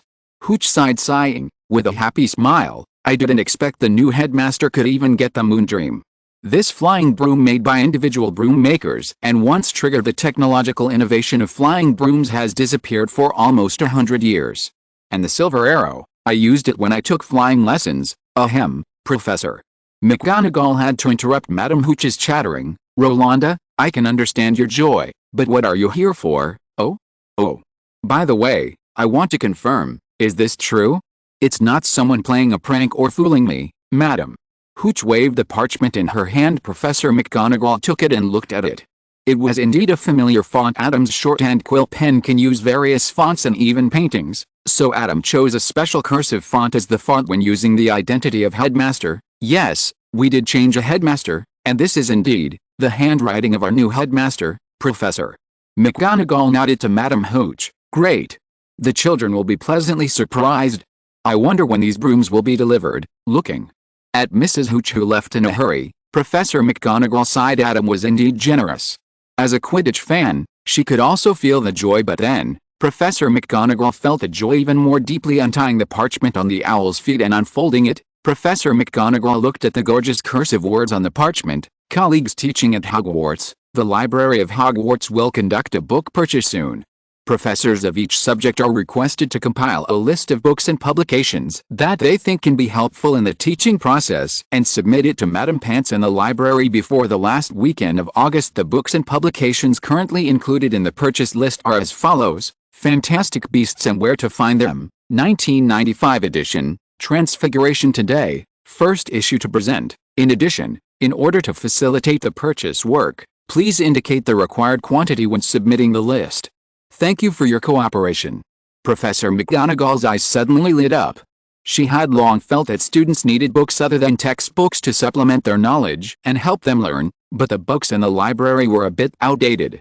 In addition, the excellent students preparing for the also needed to be exposed to the latest research results on transfiguration. Pulling out a piece of parchment, Professor McGonagall's quill was full of ink and began to write. Turning his eyes to the principal's office, Adam was still writing letters to the professors with a shorthand quill. For example, the notice on salary and welfare adjustments. As the first and only institution in the UK, professors should enjoy higher salaries and welfare benefits that match their abilities. There is also a notice on the amount of research funds. If professors have professional topics they want to study, Hogwarts can provide them with certain financial assistance. The initial amount is the same, and the research results of the professors will determine the amount of subsequent amounts accordingly. In addition to the above two letters, There are also suggestions to arrange a certain amount of exams to regularly check students' learning progress, facilitate professors to dynamically adjust teaching plans, and balance the pressure of final review. Arrange Hogwarts owls to deliver them to professors. Thinking of the content of the letter, especially the last one, Adam showed a satisfied smile on his face. This is the study life that students should have. What premature love, what research on black magic, what saving the world, that's too little homework and exams. Of course, this will make those little heroes lose the opportunity to save the world, but think about it carefully. Those are not the dangers that students should face, and in this way, the level of Hogwarts graduates will definitely rise sharply, which is still beneficial to the wizarding world as a whole. Thinking of this, Adam felt that the red button on his chest was brighter. Let me see what else needs to be resolved. Adam glanced at his memo. Each item had been checked to indicate that it had been resolved. The next one was the Forbidden Forest. This is indeed a problem. Professor Grindelwald talked to me about this before. Adam nodded at the next item, wrote 2 more letters and sent them out. Then Adam used the teleport card to teleport to the open space outside the Forbidden Forest. Not long after, Hagrid came over. Adam, when seeing Adam, Hagrid looked a little surprised. Why are you here? I mean, school hasn't started yet, because I wrote the letter asking you to come here. What? But, hearing Adam talk about the letter, Hagrid frowned. Adam, impersonating the principal is no fun. I am the new headmaster of Hogwarts. We have a professor to wait for. We will talk about it then. Adam didn't intend to explain it too clearly to Hagrid. After all, after dealing with the Forbidden Forest matter, he would erase Hagrid's memory of being the principal. Hagrid's character is trustworthy, but his ability to keep secrets is not. After another 10 minutes, Firenze walked over. Adam, Firenze frowned, looked at Hagrid to say hello, and then looked around. No need to look for it. I am the new principal of Hogwarts. You don't need to know the specific situation clearly. I came to you to solve some troubles in the Forbidden Forest, some of which are related to you. Adam raised his hand to levitate Hagrid and Firenze, silenced them with a silence card, and then led them straight into the Forbidden Forest. During this process, Hagrid kept trying to communicate with Adam, but Firenze kept his mouth shut with the strength Adam has shown. Although it is still unbelievable that he is the new headmaster of Hogwarts, it is no longer impossible. In addition, he was also thinking about what Adam said about the trouble in the Forbidden Forest. Is it related to them? Is it something about the centaurs? Firenze raised his head, but unfortunately it was daytime and the stars could not tell him any information. Chapter 213 The End of Aragog. Adam's first stop was not to find the centaurs, but to the Acromantula's lair. The Acromantula that was floating in the air and struggling to pounce on prey made Hagrid gradually calm down. Adam put them down and unlocked the mute magic on them. Hagrid, you know where the leader of the Acromantula is, right? His name is Aragog. Ahem, I mean, yes. Hagrid nodded. He finally realized that Adam really seemed to be the new headmaster of Hogwarts. Then, take me there. On the way, Hagrid hesitated a little. It was really hard for him because he was so big. His movements when he walked forward felt like he was taking small steps. Adam, Mr. Principal, just call me Professor Reed. Although Adam has never taught any classes, he can be called a professor after becoming the principal. Adam is not the first person to enter Hogwarts and directly become the principal. Ms. Delise Derwent was once the attending physician at St. Mungo's, and she directly assumed the position of principal after entering Hogwarts. Professor Reed, do you have anything to do with Aragog? Facing Hagrid's worried look, Adam smiled slightly. You know very well, don't you? Otherwise you wouldn't ask this question. The saying that the more you are afraid of something, the more likely it will come. In essence, it is a reversal of cause and effect. It is not that bad things happen because you are afraid, but that the bad thing itself has a high probability of happening. So you are afraid. It was as if now, Hagrid knew very well that staying in the Forbidden Forest was dangerous and against the rules, so he was worried. Hagrid lowered his head and pursed his lips. Don't think about leading me the wrong way, Hagrid. The Forbidden Forest is very big, but it's only so big. I can still find it without you leading the way, but it's just a day earlier and a day later. Adam's words made Hagrid's direction quietly return to the right track. When they arrived at Aragog's lair, this big spider was already waiting for them there, and its descendants had told it in advance that someone was approaching. Long time no see, Hagrid, and the centaur, Aragog, fell silent as he turned to Adam for an Acromantula. Its lifespan is too long and it has long been blind. It still senses the outside world through other ways, such as sensing the breath through its hair like a wolf spider. Those descendants have not been in contact with it, so they don't know, but they can clearly sense the familiar aura from the basilisk on this target because the spider has a 360 degrees viewing angle and a specialized structure that cannot close its eyes. The acromantula has a relationship with the basilisk that will be killed if it gets close. Aragog felt his 8 legs tremble a little. Hello, Aragog. My name is Adam Reed, the new headmaster of Hogwarts. Adam said hello first. So, Professor Reed, what is your purpose of coming? The principals before me have underutilized this forest, so that the land belonging to Hogwarts has been in a state of semi-neglect for a long time. This situation will begin from next semester. It's been improved. Adam also glanced at Forenza while speaking. Therefore, I need to deal with the unstable factors in the Forbidden Forest in advance. Regarding the habits of the acromantula, I currently have 3 options to offer. Please tell me. Despite the uncontrollable fear, Aragog's voice was relatively calm. After all, Adam was able to walk all the way to it safely, and he still had the breath of the basilisk on his body. They were destined to have no power to say no to Adam. First, I will designate an area for acromantulas to live in.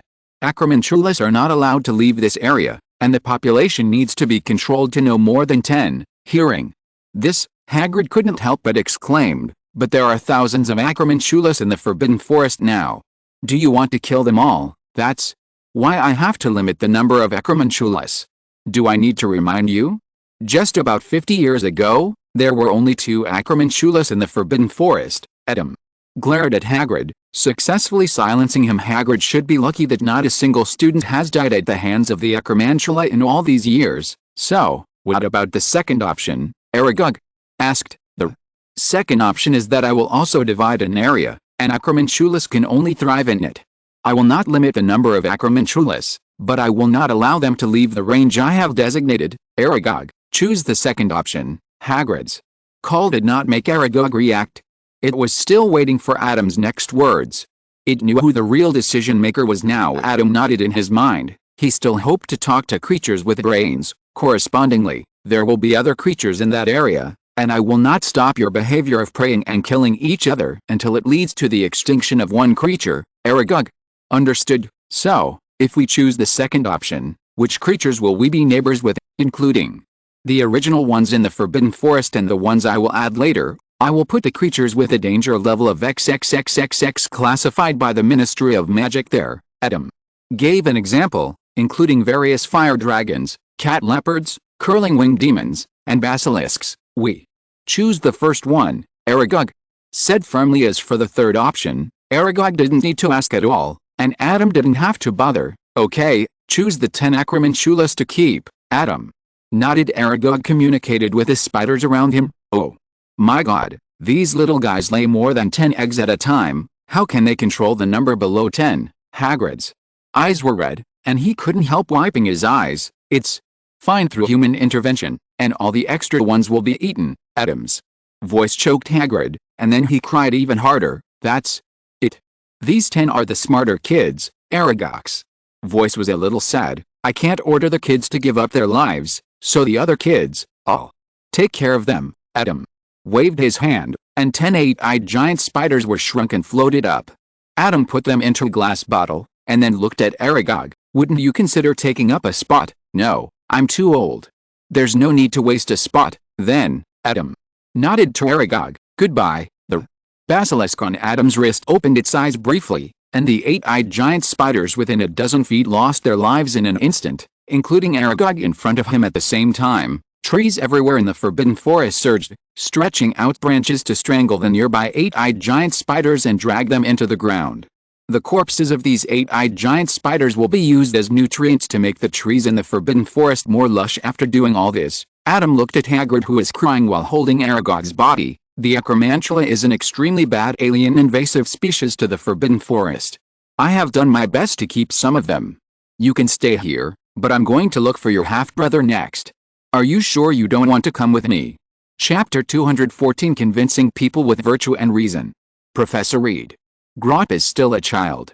I can guarantee that he won't cause any damage, although Hagrid was deeply saddened by Aragog's departure. He still followed Adam's footsteps for his brother's safety on the way. Hagrid racked his brains to describe Grok's harmlessness with a few words he knew. However, before Hagrid finished speaking, there was a noise in the distance. Adam turned his head and saw only a treetop disappearing from sight, and a few birds chirping and rushing into the sky. This noise, probably a tree, was knocked down. Hagrid's face flushed. I promise that Grok will not harm the students of Hogwarts. I can guarantee it with my life. If the students of Hogwarts do not enter the Forbidden Forest, then I believe your promise. But I have said that starting from next semester, Hogwarts will strengthen the development and utilization of the Forbidden Forest. Adam looked at Hagrid and shook his head. You should know that since Voldemort's resurrection, the power of the Death Eaters has made the Ministry of Magic unable to protect everyone's safety. Our new defense against the dark arts professor suggested that I strengthen the training of students' practical ability. I think he makes a lot of sense. Starting from next semester, the defense against the dark arts class will increase the proportion of practical courses, and the class will be held in the Forbidden Forest. As I said to Aragog before, various magical animals will be placed within the designated range as students' training ground. In addition, Professor Sprout also suggested that Hogwarts could add a few more greenhouses so that students can better learn herbal knowledge, so I decided to open up new herb fields and new greenhouses in the Forbidden Forest. After talking about his plan for the Forbidden Forest, Adam continued to ask, when students will enter the Forbidden Forest in large numbers and frequently, and cast spells in the Forbidden Forest, even if you are willing to guarantee, I can't let Grok live in the Forbidden Forest as before. Before I was a student, whether it was a giant spider or a giant, it couldn't threaten my life, so even if I knew they were in the Forbidden Forest, I wouldn't care. But now I am the headmaster, I need to be responsible for the safety of Hogwarts students. Do you understand, Firenze? Listened silently. He knew that Adam was also talking to him. As they talked, they had arrived at Grok's home. Looking at Grok, who was playing with a tree in front of him, Adam looked at Hagrid. He is a pure-blooded giant, right? Well, yes, but he is too short and is often bullied by giants, so I brought him back. Adam glanced at Grok, who was 16 feet, nearly 5 meters, tall, and nodded. He is your brother, and I will also give him 3 choices. Considering that his intelligence may not be able to understand what I say, you decide for him. Hagrid wiped his tears and nodded. The first choice is to let him move to an area with a dangerous level of XXXX, and the students will also regard him as one of the targets of attack. Of course, you can go in and take care of him at ordinary times, or you can persuade the students not to attack him. No, he can't do it. Living with those dangerous guys. He is still a child. Hagrid shook his head. Adam was a little speechless. This 16-foot-tall child can't live with creatures of dangerous level XXXX. The Thestrals that you brought to us, a group of real children, to take care of last semester, are also creatures of dangerous level XXXX. Speechless, Adam continued. The second option is that Grok leaves Hogwarts and lives in a place where few people go. He is not a member of Hogwarts, and I have no reason to keep him in Hogwarts when he will threaten others and cannot create value. Hagrid hesitated and asked about the third option. The third option is that I make him bigger, as big as a normal giant, and then let him go back to his home. Then Adam let Hagrid experience it himself. This kind of enlargement is not the kind of enlargement like the expansion spell, but the enlargement of strength, and it can be maintained for a long time. You took him out of your home because he was too small and would be bullied, so how about I make him a normal size and let him go back to live the life that a giant should live? Hagrid was in a state of hesitation. The aggressiveness and violence of giants often caused them to fight even among their own kind, not to mention that Grok's original people had now joined the Death Eaters. I choose the second option. Okay, then move him out as soon as possible before school starts. Adam nodded and looked at Firenze. Professor Firenze, can you take us to the Centaur community in the Forbidden Forest? I should be able to do it, if their behavior patterns have not changed after expelling me. Firenze nodded. On the way to find the Centaur community, Firenze looked at Adam and said, Professor Reed, may I ask, how many choices have you prepared for the Centaurs? Also, 3, obey, leave, or die. The proud Centaurs are not as tough as they say. Adam touched the dark stick that had been washed and regained its brightness, and said lightly, it's easier to persuade them than to persuade the 8-eyed giant spider. Before Firenze, who watched how Adam used the dark stick to persuade the Centaur community, thought for a moment and finally chose to remain silent. Compared to the wise Aragog and Hagrid who had seen Adam's strength, the centaurs were much more irritable and direct, so Adam chose to convince them with virtue and reason. With Adam's abundant martial virtue and exquisite physics, the centaurs were successfully moved by Adam and agreed to move to the area with a dangerous level of XXXX. But before that, they asked Adam to give them 2 months to prepare, such as recuperating. And Adam generously agreed, recalling that the centaurs had been clamoring that the Forbidden Forest had always belonged to them. Adam couldn't help but laugh. If the centaurs really lived in the Forbidden Forest and retained ownership of the Forbidden Forest, the contract of Hogwarts would not have included the Forbidden Forest. When Adam became the headmaster, he discovered that this ancient magic contract contained a spiritual dimension power similar to the will of nature. In other words, when this magic contract was made, the headmaster's identity was recognized by all areas of Hogwarts, including Hogwarts Castle, the Forbidden Forest, and the Black Lake. So the centaurs are either latecomers who moved to Hogwarts after the 4 founders established Hogwarts, or they are the natives who were conquered by the 4 founders but eventually let go. If it is the former, then they have been living under someone else's roof for so long that they think this is their home. If it is the latter, they lost a fight and dare to jump out now. Do you think I can't lift the wand? Did you know that the last natives who were conquered were called Indians? How are they doing now? In any case, the Forbidden Forest is basically dealt with now. Next, we just need to improve each area and prepare for the start of school. Alright. Oh, right, I almost forgot. Adam looked at Hagrid and waved to erase Hagrid's cognition of Adam. In this memory he will remember what he and the new headmaster did today, but he can no longer recall the specific information of the new headmaster. This is considered complete. Chapter 215. New semester, new professor. Sorry, Hermione pushed open the door of the compartment, panting. What happened? Why did you come just now? Ron looked out the window, and the platform slowly moved backwards in his sight, which meant that Hermione was almost on time to board the Hogwarts Express. This was almost impossible before. In fact, I just tried to find the trace of our new headmaster, Hermione said. As you know, the letters sent by Hogwarts this summer vacation are a little different from the past. In addition to the list of textbooks and other materials that everyone needs to prepare for the new semester, there is one more piece of letter paper in the letter than before, which states that Hogwarts has just changed its headmaster and explains the current situation in the wizarding world. Although the wizarding world is not peaceful now, I can guarantee with the honor of Hogwarts for thousands of years that your children will receive the most comprehensive protection from the moment they enter King's Cross Station until they leave the school safely. Hermione finished reading the last paragraph of the letter and looked at Harry and Ron. So I guess that the new headmaster, whose name we didn't want to reveal just now, may be secretly protecting us at King's Cross Station. Did you find him? Harry's eyes lit up. He really wanted to thank the headmaster who didn't want to reveal his name. Professor Dumbledore said that he was the one who saved Sirius. In order to repay this favor, he would do anything. Oh, obviously, no. Hermione shrugged. Sorry, Harry. She was there that day and knew very well how Harry's mood went through ups and downs. Hey, isn't this normal?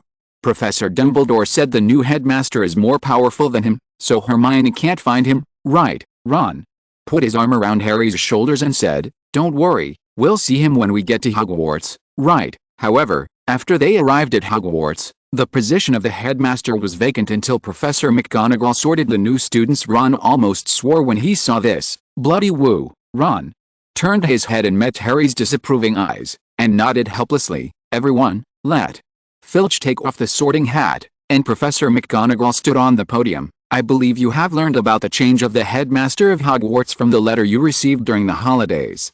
Because of some reasons, the headmaster himself is not convenient to show up. I will take over some of the duties that require the headmaster's presence. After speaking, Professor McGonagall turned around and picked up a roll of parchment from the empty headmaster's seat and unfolded it. Next, I will relay the headmaster's words. Professor McGonagall cleared her throat and looked at the parchment she saw for the first time. Dear colleagues and students of Hogwarts, I am honored to serve as the headmaster.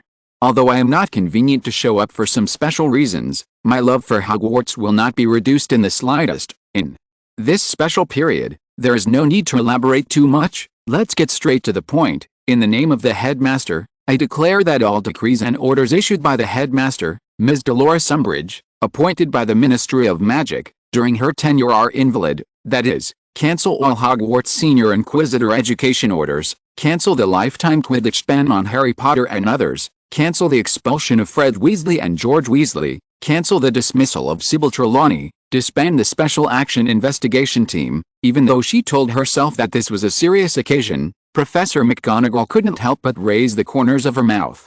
Let us welcome the 2 students back to Hogwarts to complete their studies.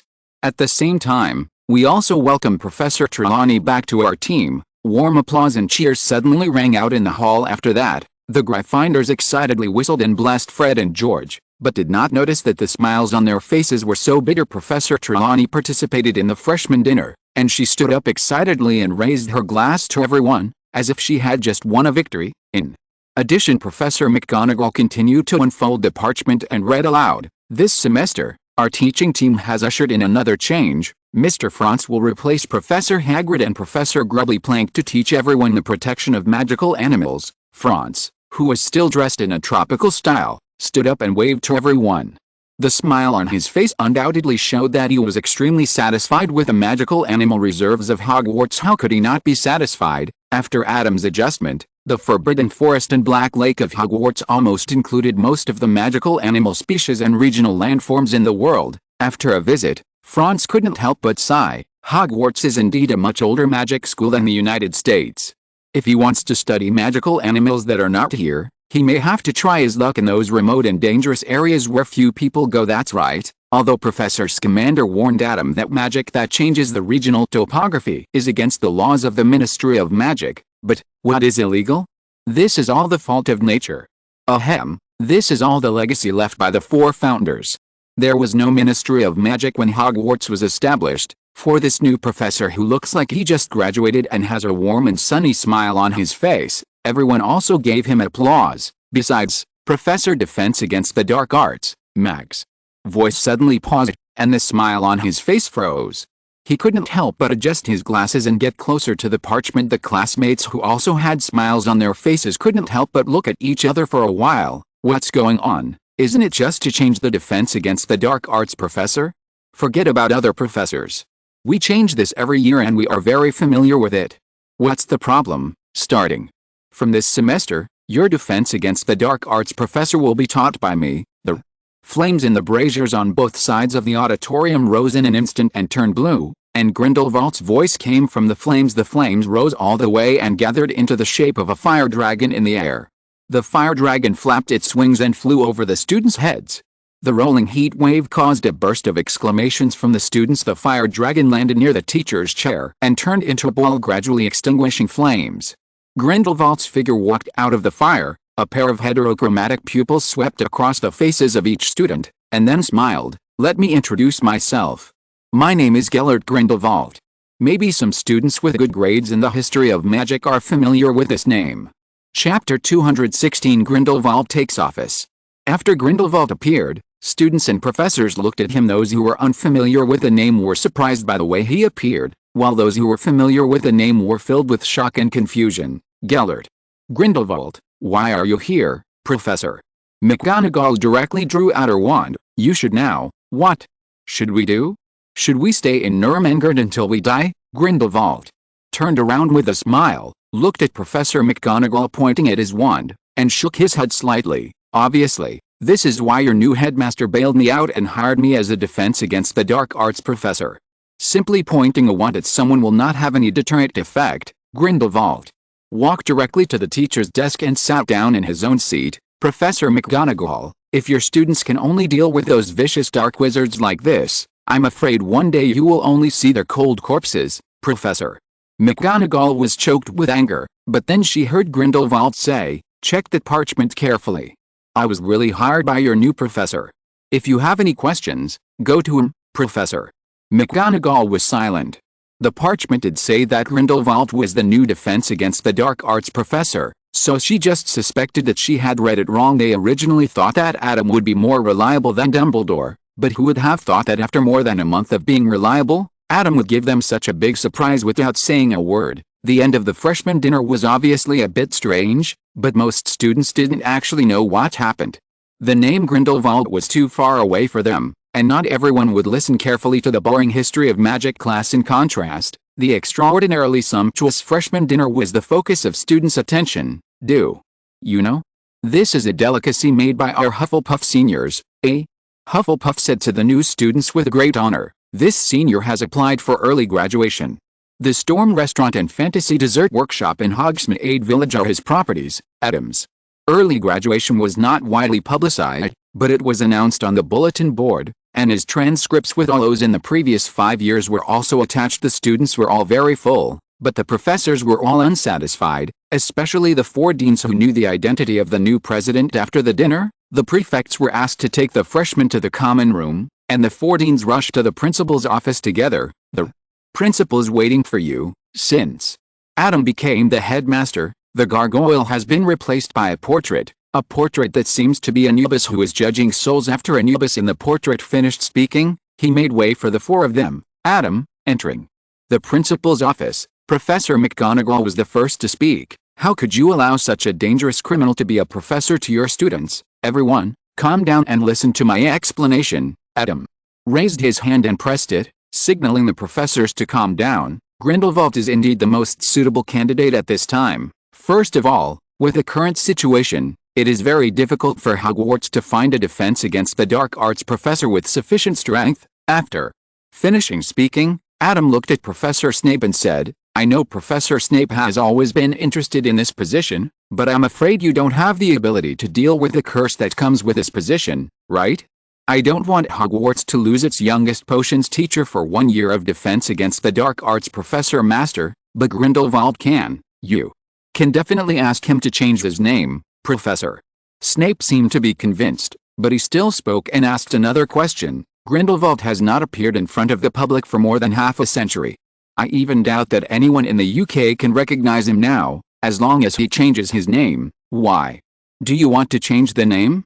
Can't you get the name Grindelwald? Adam spread his hands. Grindelwald, who once started wars around the world and led the Wiccan Party to fight against the Ministry of Magic around the world. Is there anyone in the world who understands defense against the dark arts better than him? Professor Snape's eye twitched sharply. That is true, but the problem is that it is difficult for anyone in the world to understand black magic better than him. Even Grindelwald is peacefully working as a professor at Hogwarts. Doesn't it prove the safety of Hogwarts even more? Without waiting for Professor Snape to refute, Adam continued, other than that, there are other subjects, but in terms of defense against the dark arts, you all know the current situation, and you have also seen the newspapers during this period. What students need now is not how to cope with exams, but practical and effective way to resist the cruel dark wizard. In this regard, Hogwarts has not done very well in the past few years, so what I need is a defense against the dark arts professor who can quickly teach students how to fight in practice. Recalling the defense against the dark arts professors from previous years, the deans looked at each other for a while and had to admit that what Adam said made sense. I promised that they would be absolutely safe in Hogwarts, but I cannot still protect them after they leave Hogwarts. For their safety, I think hiring Grindelwald is necessary. Don't worry about the Ministry of Magic. If parents have any doubts, I believe they will make the right choice after seeing the current situation in the wizarding world. As for Grindelwald himself, Adam smiled at the 4 people. Don't worry, professors. I'm here, and Professor Dumbledore is here. Can't the 2 of us keep an eye on Grindelwald? Adam used his own name and Professor Dumbledore's name, Professor Dumbledore, to vouch for Grindelwald, and the 4 professors finally reluctantly recognized the existence of Professor Grindelwald. Adam was not afraid that Professor Snape and others would go to Professor Dumbledore for verification. He and Professor Dumbledore still had this tacit understanding. I didn't know what happened after the dinner yesterday, but Harry and Ron, who were popularized by Hermione about Grindelwald's life in the common room, looked at the schedule, especially the first defense against the dark arts class today, and swallowed their saliva. How to say it? Looking at what is written in the history of magic, Grindelwald and Voldemort are not much different. Didn't the new headmaster say he would protect us? He won't let him do whatever he wants, right? Ron twisted his body, feeling uneasy. Harry quickly adjusted his mentality. I believe in the new headmaster, and no matter what kind of person Grindelwald is, he won't be worse than Umbridge. Ron. That's true. Good morning, everyone. Grindelwald stepped into the classroom almost on time. This is my first class for you. Let me introduce myself again. I, Gellert Grindelwald, a revolutionary, a dark wizard, until Dumbledore defeated me.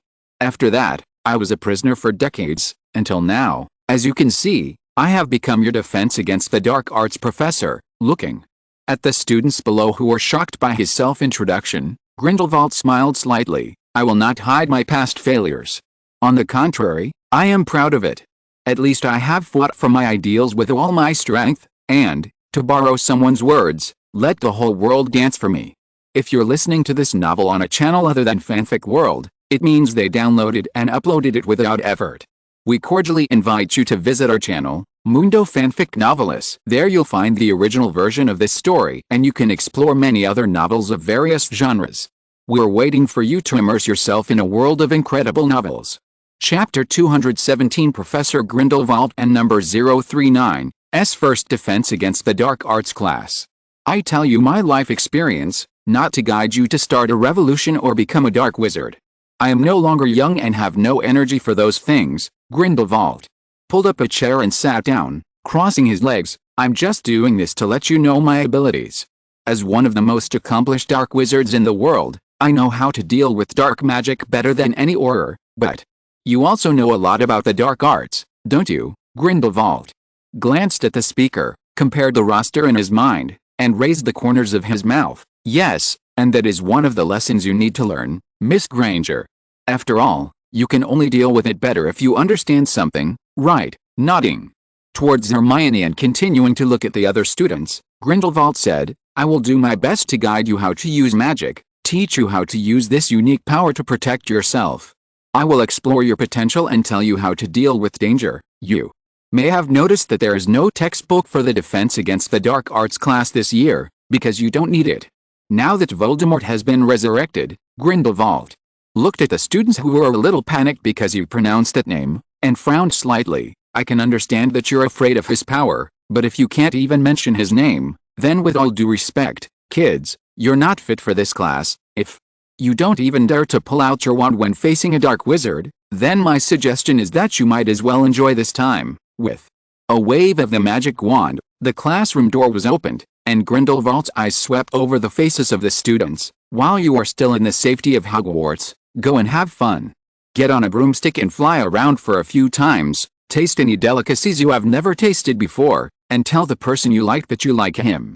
Why not? How about doing more meaningful things while you are still alive? Grindelwald looked at the motionless students, stood up and opened his hands. Do you think I'm joking? No, I'm serious. If you all tremble because of a name, then what I teach in this class has no value to you and is a complete waste of life. Go ahead, what are you waiting for? Looking at the still motionless students, Grindelwald suddenly realized, or do you care about the eyes of the classmates around you, so you don't dare to go out? Don't be like this. After you are killed by the dark wizard, other people's eyes will have no meaning to you. Don't let yourself die for such a trivial matter. I still regret it. Oh. Why didn't I just go out and do what I wanted to do? That would be so sad. Grindelwald walked up to the student who was most frightened just now, bent down, put his hand gently on his shoulder, and lowered his voice. I remember your name was Neville Longbottom, right? Yes, Professor Neville. Winced and nodded. If you are so scared, why are you still insisting on taking this class? Do you think the results of this class can help you deal with Death Eaters? No, Professor Neville bit his lip. Then, do you still want to take this course? Think. Why? Looking at Neville, who fell silent, Grindelwald was not in a hurry. Why are you so scared and still want to learn defense against the dark arts? Why do you wave your wand in front of someone who scares you? For Neville's eyes gradually became firm. Very good. Patting Neville on the shoulder, Grindelwald did not let him continue speaking, but asked him to turn his head and look at him. Remember the emotions that are flowing through you at this moment. That will be the source of your strength. Straightening up, Grindelwald looked at the students. This is the first lesson I want to teach you. If you want to stay in this class, figure out why you wave your wand and why you want to learn defense against the dark arts. You don't have to tell me the answer, just keep it in your heart. You will have nothing to do with me after you die or graduate, but you should be very aware of the situation outside Hogwarts now, so don't deceive yourself and ask your own heart. Returning to the front of the classroom and looking at the students who were deep in thought, Grindelwald nodded. Okay, You can go back and think about the answer to the question while you are lying on the bed or alone. Now let's start class. In the first lesson, Grindelwald did not teach anything too in-depth.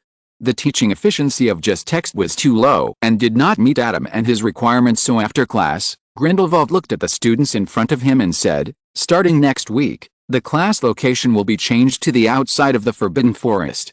I have asked your principal to prepare several areas in the Forbidden Forest for practice.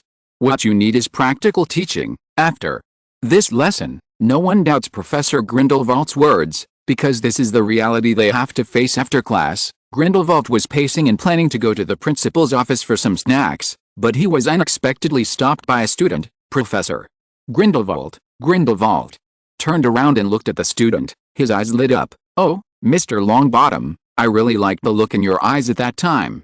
What's the matter?" I have some questions to ask." Looking at Neville, who was still a little timid but had a very firm look in his eyes, Grindelwald showed a caring professor smile. "No problem, come to my office." Pushing the door of the office open, Grindelwald waved his wand, and a cushioned back stool was moved out from the corner. Grindelwald threw a silent clean-up stool on it. "I haven't come to this office many times since it was assigned to me. If you can't find me, you can go to the portrait at the door of the principal's office to ask." The dog-headed man brought back from Egypt by Adam is now responsible for helping Adam guard the door. However, if you really just regard it as a simple portrait, then the Anubis scale hidden in the portrait and a motionless basilisk will teach him to be a good person in the next life, but under normal circumstances, it will not be used. After snapping his fingers and asking the house elf to prepare a cup of milk tea for him and Neville, Grindelwald crossed his legs and sat on the chair, looking at Neville and said, "What's your problem, Professor Grindelwald?" I don't have a good talent for magic. Can I learn the defense against the dark arts class well?" Chapter 218 School Board Meeting? Parents and number 039, meeting. Of course, Grindelwald looked at Neville in surprise. Who stipulated that only waving a wand can protect yourself? Besides, who can assert that you have poor talent? But my grades in charms and transfiguration are not very good. No. Grindelwald stretched out his index finger and shook it. "Grades can't determine everything, Neville. Don't let those stereotypes bind your soul. Magic is a unique talent. Everyone has their own unique things. The difference is whether they are used well." "As he said." Grindelwald stretched out his hand to Neville. "Come on, tell me your story. Open your heart to me. I will help you find the right path for you. I will develop your unique talent, and I will show you this gorgeous world." It seems that although Professor Grindelwald has not shown up for so many years, his deterrence is still as strong as before. Throwing the letter aside, Adam snapped his fingers, and the Maine Coon-shaped Patronus jumped out of the window to inform Professor McGonagall that the Ministry of Magic had postponed its visit after the change of leadership at the Ministry of Magic. Rufus Scrimgeour had sent a letter early saying that he wanted to have a conversation with Professor Dumbledore.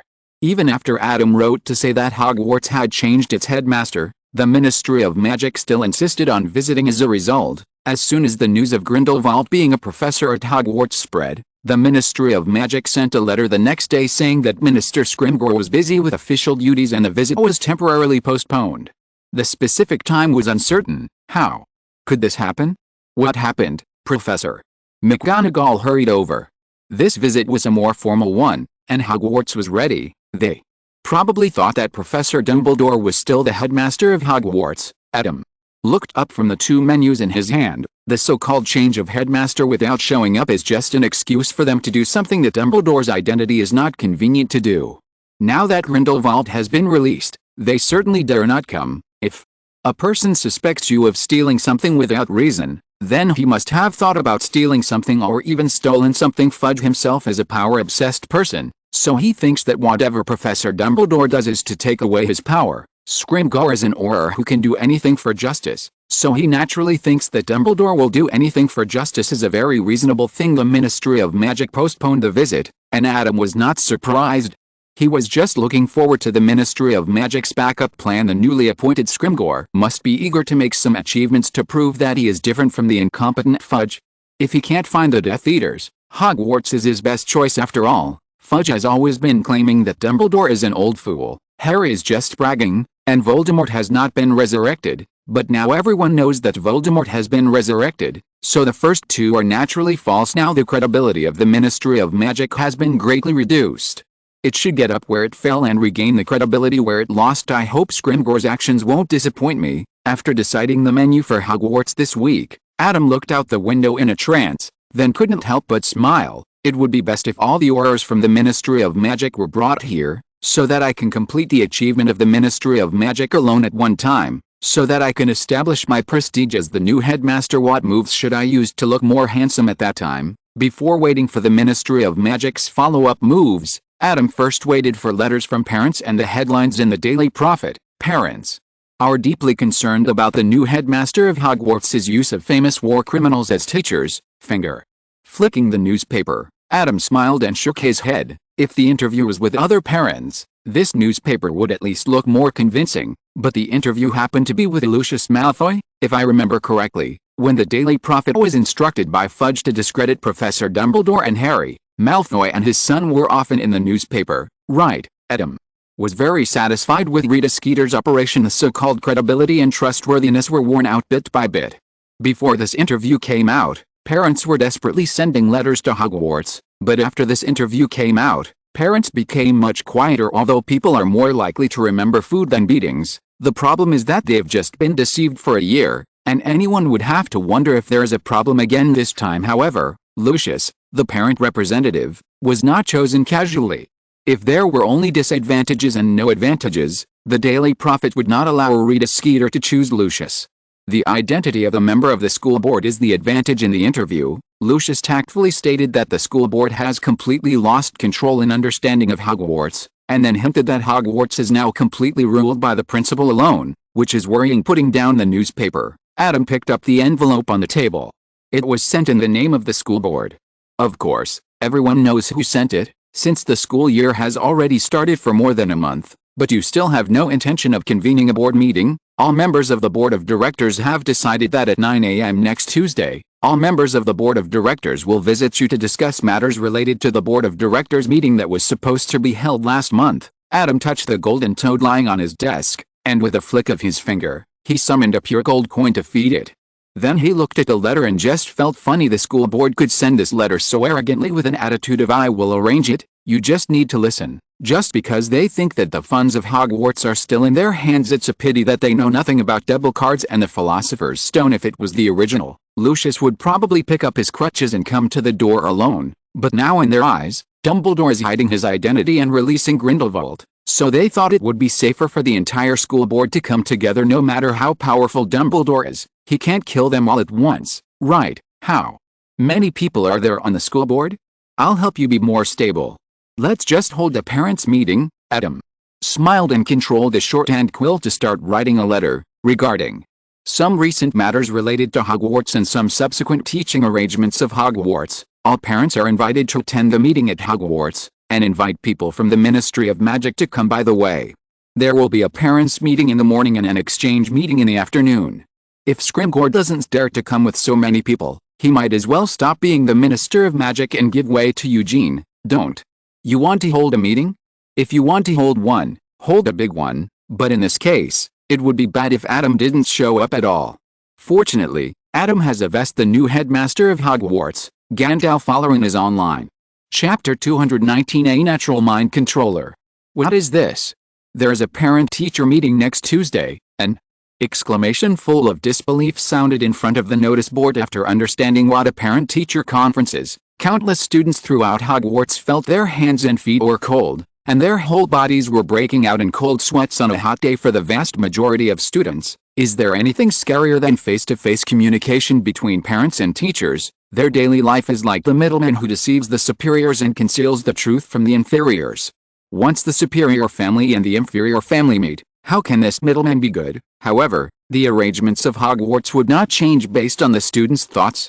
Time passed day by day, and Tuesday came as scheduled at 8:50 in the morning. Parents arrived one after another. Students who had no classes due to parent-teacher conference gathered outside the side door of the auditorium one by one, intending to eavesdrop on the content of the parent-teacher conference outside so that they could have an idea of what kind of treatment they would receive in the future. Merlin, Gryffindor, or anyone else, please protect me. Ron swore he just heard his mother saying hello to someone else. Harry stood next to Ron, feeling very calm.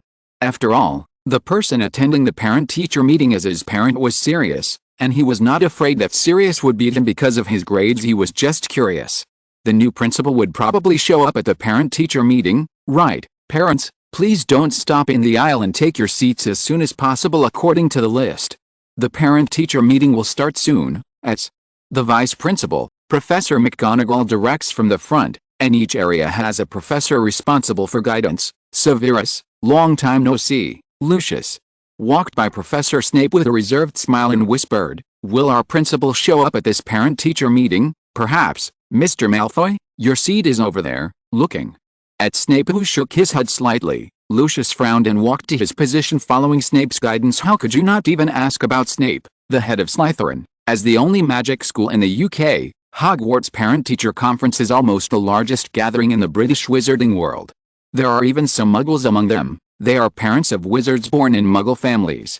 Adam arranged the house elves came to pick her up after a period of excitement. Out of concern for their children and other thoughts, all the parents and school directors quieted down at Professor McGonagall's greeting, waiting for the new headmaster of Hogwarts to appear. However, when 9 o'clock came, the legendary new principal still did not appear at the teacher's bench, but a flame rose from the lecture bench. "Everyone, welcome to Hogwarts. I am the headmaster of Hogwarts." An old but gentle voice came from the flames. "Are you kidding me?" Lucius stood up and interrupted Adam, his face full of anger. "I am the school director of Hogwarts, and my children go to school at Hogwarts.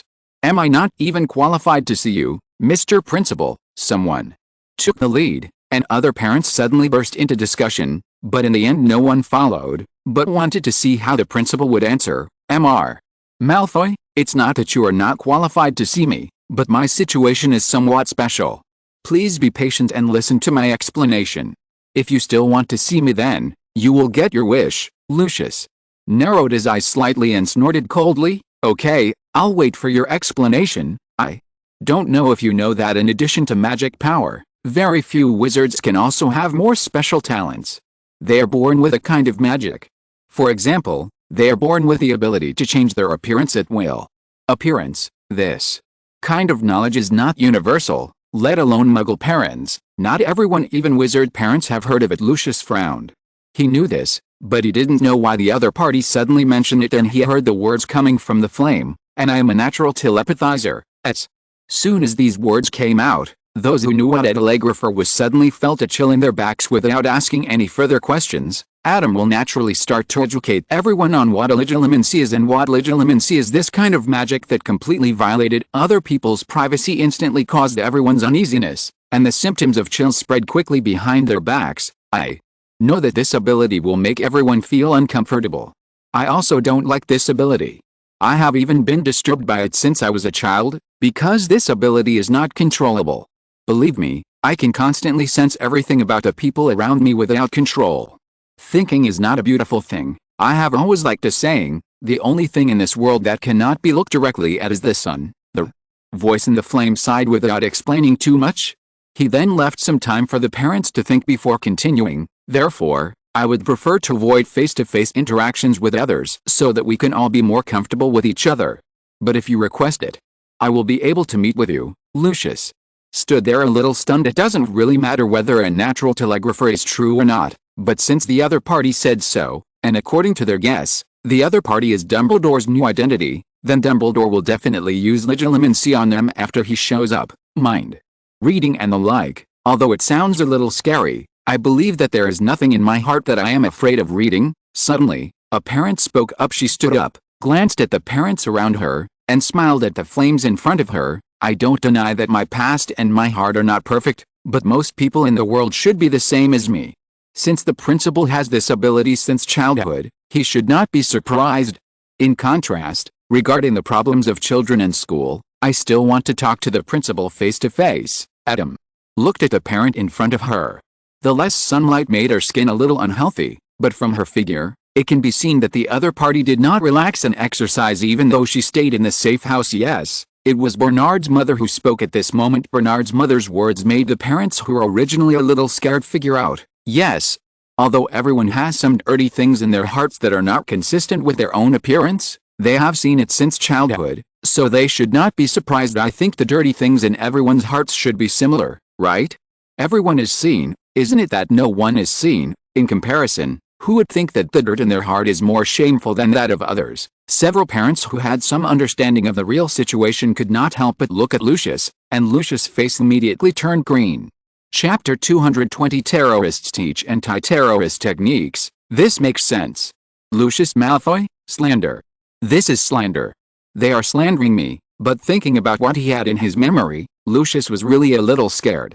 If Dumbledore got that information from his mind, Voldemort would probably reward him with a few heartbreaking blows after he urgently moved his position. So Lucius was torn between leaving now and humiliating the Malfoy family in public, and staying and being tortured by Voldemort in any case, with everyone's explicit consent. In order to better discuss the children's future study and life, the principal agreed to appear several school directors who also felt really shameful and whose children were no longer of school age smiled and clapped to welcome the principal, while greeting Lucius Malfoy fiercely in their hearts. Who did they provoke? As for only greeting Lucius Malfoy, it's not that the school directors are not angry enough, but because of the relationship between their families, which has affected their own families a few generations ago, so they can only greet him alone. The flames burned brighter and stronger on the principal's seat, and finally condensed into the image of an old man whose whole body was white and flawless except for his skin. What left the deepest impression on everyone was his eyes. What kind of eyes are those? Deep, bright, and full of wisdom. It makes people feel that their souls and memories are in the other person's eyes without any secrets, but it is strangely unoffensive because those eyes that have seen everything are full of tolerance and kindness, as if all the good and bad of oneself can be understood and forgiven. Oh my God, he should go to the Vatican and be Pope. A muggle who was a priest in a remote town exclaimed in a low voice, "Sorry, I'm not interested in those kids." Adam smiled at him. The priest suddenly took a breath of air, quickly put aside the thoughts derived from the word Pope in his mind, and made a cross on his chest. He didn't believe this at first, and being a priest was just a profession to him, until his daughter received a letter from Hogwarts when she was 11 years old. At first, he laughed angrily. Even the deception was done to the priest. "What do you mean by cheating?" Professor McGonagall finally came to his door and made him realize that the world was really that magical, so maybe he could believe in Jesus or something, instead of continuing to pay attention to the priest who was trying to cover up his real-time thoughts with past memories. Adam looked around with a smile. Almost every parent avoided looking at Adam, but Bernard's mother was one of the few who could still look at Adam. One of the people as expected of a barrister, this mental quality cannot be denied. "We meet now, Mr. Malfoy?" Adam nodded towards Lucius, who stared at his toes and slowly sat back down. "If you don't look at each other, you should. Don't worry, Mr. Malfoy, I am not interested in the fight between Dumbledore and Voldemort. I only care about these children who are still on campus. They are still young and have not even experienced the beauty of this world. Any of the war shouldn't affect them. What do you think?" The first half of Adam's words made Lucius feel on pins and needles, but the second half, he also loved his son, and he also knew Voldemort's character. To bet on the other side would be to court death, and Lucius wouldn't be worried if he bet on Voldemort. So, if Hogwarts really had the ability to be neutral, it wouldn't be a bad thing for him after Draco graduates. Voldemort and Dumbledore will have to decide the winner. Lucius raised his head. "Of course, Mr. Principal." At this moment, Lucius really hoped that the old man in front of him was not Dumbledore pretending to be smiling gently at Lucius. Adam turned his head and looked forward, continuing to introduce myself. "I am the new headmaster of Hogwarts, Auroran Gandalf. Due to the current situation in the wizarding world, Dumbledore is worried that Hogwarts will be affected by the struggle between him and Voldemort. I believe no one will want to see this. No one wants their own children are in danger. Therefore, as I just said, I succeeded Dumbledore as principal for the safety of Hogwarts. I promise that Hogwarts will not be affected by any war during my tenure. Please believe me." Ability. Adam still maintains the attitude of a kind old man, but no one will doubt his strength. Either he is another identity of Dumbledore himself, or he is a helper brought by Dumbledore. The strength of the former is beyond doubt, and since the latter can be trusted by Dumbledore to protect Hogwarts, his strength is also beyond doubt. At the same time, I also hope that everyone will not impose things outside the campus that have nothing to do with learning on children. Adam's eyes swept across every parent equally, but lingered for a moment on the heads of the parents involved on both sides of the war. "I know that sometimes you may not be able to help yourself. At that time, Hogwarts can provide help to you. Under the restructuring, Hogwarts currently needs to recruit more staff. The help Adam mentioned didn't attract too many people's attention. Anyway, it hasn't happened yet, which is normal. However, the subsequent restructuring made parents more interested. Speaking of restructuring, one of the fundamental reasons why parents are here should be because of the current defense against the dark arts professor at Hogwarts. Looking at the wizard parents who sat up straight and the muggle parents who were still a little confused, Adam began to introduce Professor Grindelwald's resume: a dropout from Durmstrang School of Magic, a revolutionary, a dark wizard, and someone who had started a worldwide wizard war. Grindelwald, the first title is actually unnecessary. So, one of my child's professors is a terrorist. A muggle parent couldn't help but ask after understanding it according to his own worldview. Yes, that's right, and he is one of the best terrorists in the world. If the former headmaster hadn't defeated him, I'm afraid the world situation would have changed a lot now. Adam nodded at him, and then added, but in the same way, you can understand this course as anti-terrorism technology, so Professor Grindelwald's ability in this area is also world-class. Given the current external environment, I think the move to hire Professor Grindelwald is very suitable for children. The parent was silent. It makes sense for a terrorist to teach anti-terrorism technology according to Professor Gandalf. Britain seems peaceful now, but it is actually in a state of war. It is not something that can be avoided by simply not coming to school. Unless you immigrate directly, not everyone has the strength and qualifications to immigrate. Otherwise the war would not be so terrible. So, Professor Gandalf, can you guarantee the safety of the students during Professor Grindelwald's tenure? Bernard's mother was still the one who spoke. After several speeches, she, as a muggle, had already looked like a parent representative. Of course, Mrs. Lancelot. Adam looked at Bernard's mother with an inexplicable look. In fact, Professor Grindelwald is now one of the most popular professors among students. Your son has a particularly good relationship with Professor Grindelwald and is making rapid progress in his studies. Bernard has already learned the fire shield to protect himself, and is now even studying the white phosphorus burning spell with Grindelwald. According to Adam, they will probably be able to come up with a prototype before the Christmas holiday. So Mrs. Lancelot, when you gave birth to Bernard, what wonderful places did you point his talents to? Chapter 221. Who says foreigners don't beat their children? The parents' meeting went smoothly.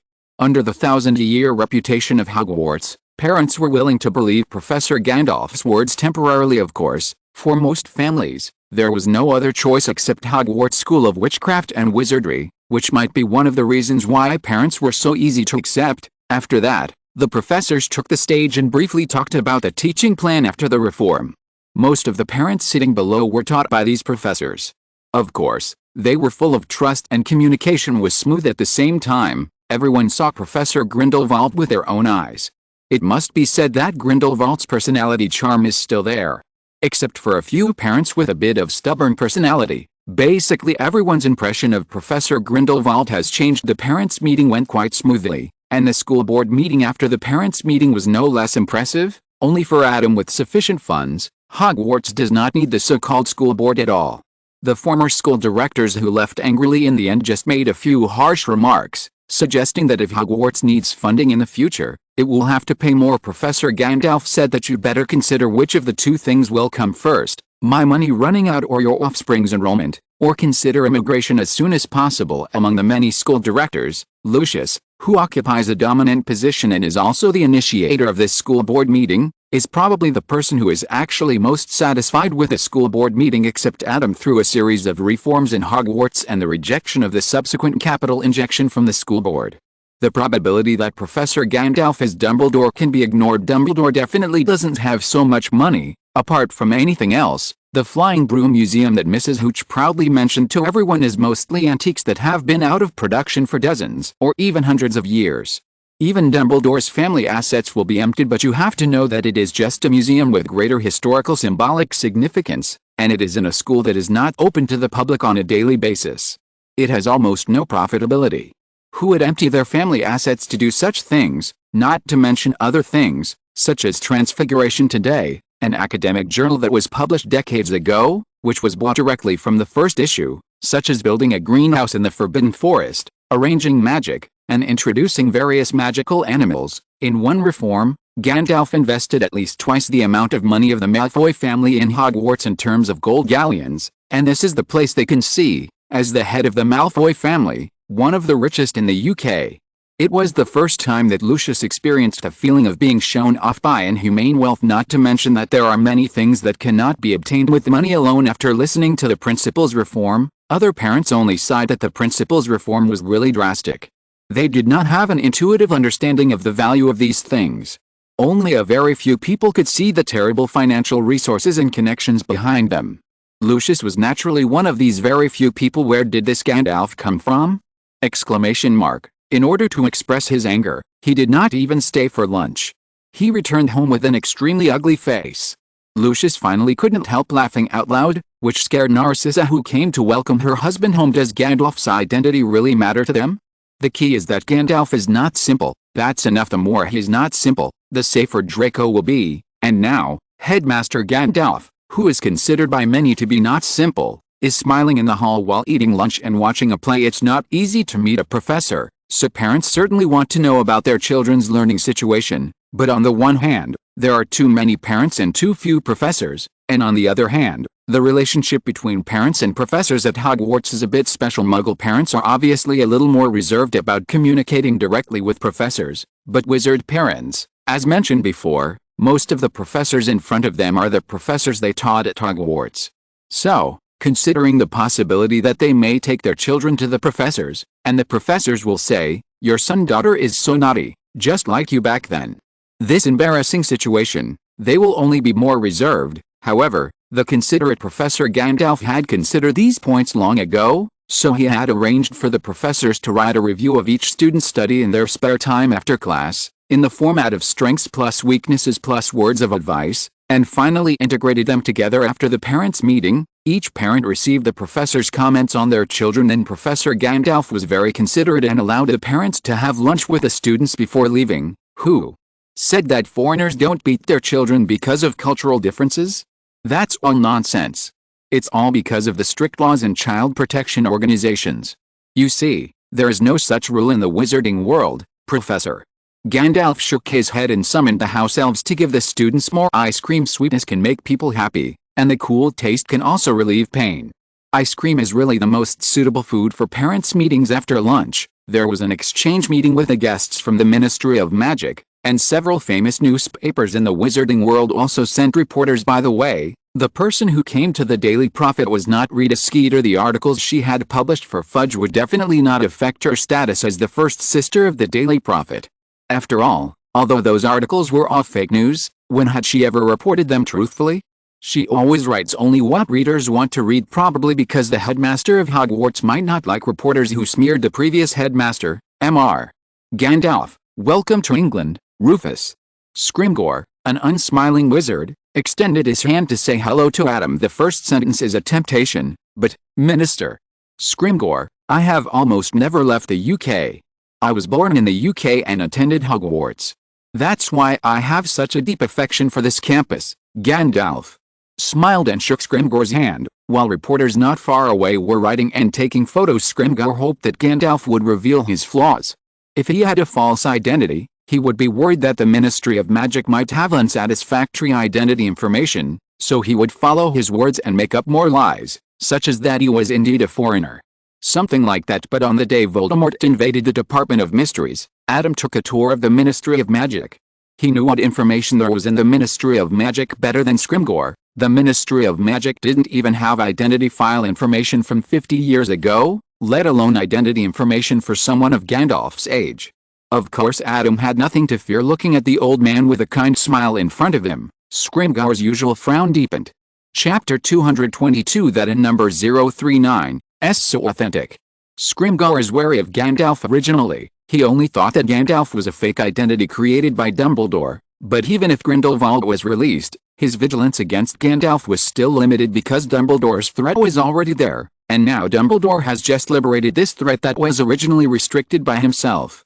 For Scrimgeour, it just needs to change the way of contact. But just as Lucius could see that Gandalf was almost certainly not Dumbledore, so could Scrimgeour, a wizard with a mysterious identity, huge capital, and strength that Dumbledore can trust. The Ministry of Magic has never understood it before. This threat is far greater than Dumbledore's ability to unlock the restrictions. Good news, Dumbledore didn't lift the restrictions. Bad news, Gandalf doesn't seem to want to limit himself like Dumbledore. Not only did he immediately carry out drastic reforms to Hogwarts when he took office, he also released Grindelwald and allowed a large number of muggles to enter the wizarding world.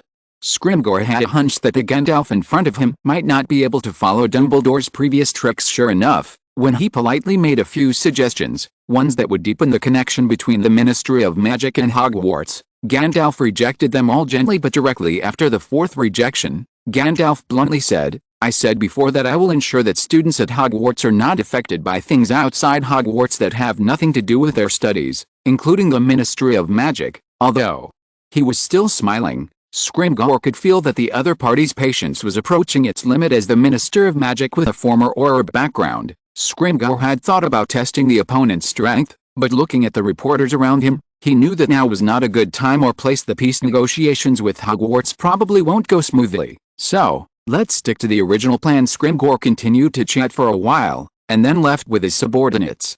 After the meeting, the two sides actually didn't agree on anything, but he understood Hogwarts' position clearly, a position that, in Scrimgeour's opinion, was very passive, although infectious. After seeing Scrimgeour off and the parents leaving long after lunch, Adam returned to the principal's office to recall what happened today. Basically everything is expected, including that Scrimgeour seems to be further testing his attitude towards the outside world. Adam said that I am invincible and can push through the ages, but you are destined to be swept into the dust of history. If you have any tricks, just come forward. The Order of the Phoenix, which seems to be a secret organization but is actually on the bright side, the Death Eaters, who seem to be in the spotlight but still have to hide under Dumbledore's intimidation, and the current ones who claim to be neutral but whose true position is unclear. Hogwarts under the three-party confrontation, land prices that have already started to fall should be able to fall again, right? Adam looked at the three contracts in his hand and smiled. He is bound to get to Hogsmeade.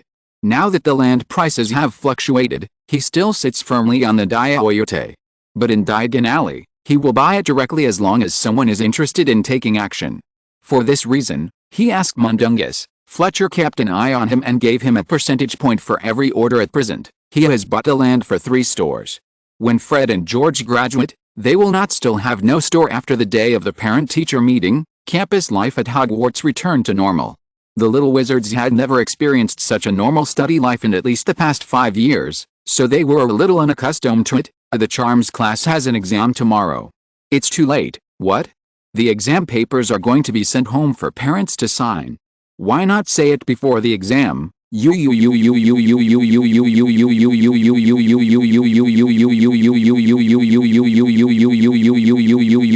tune. Don't worry about that damn paper.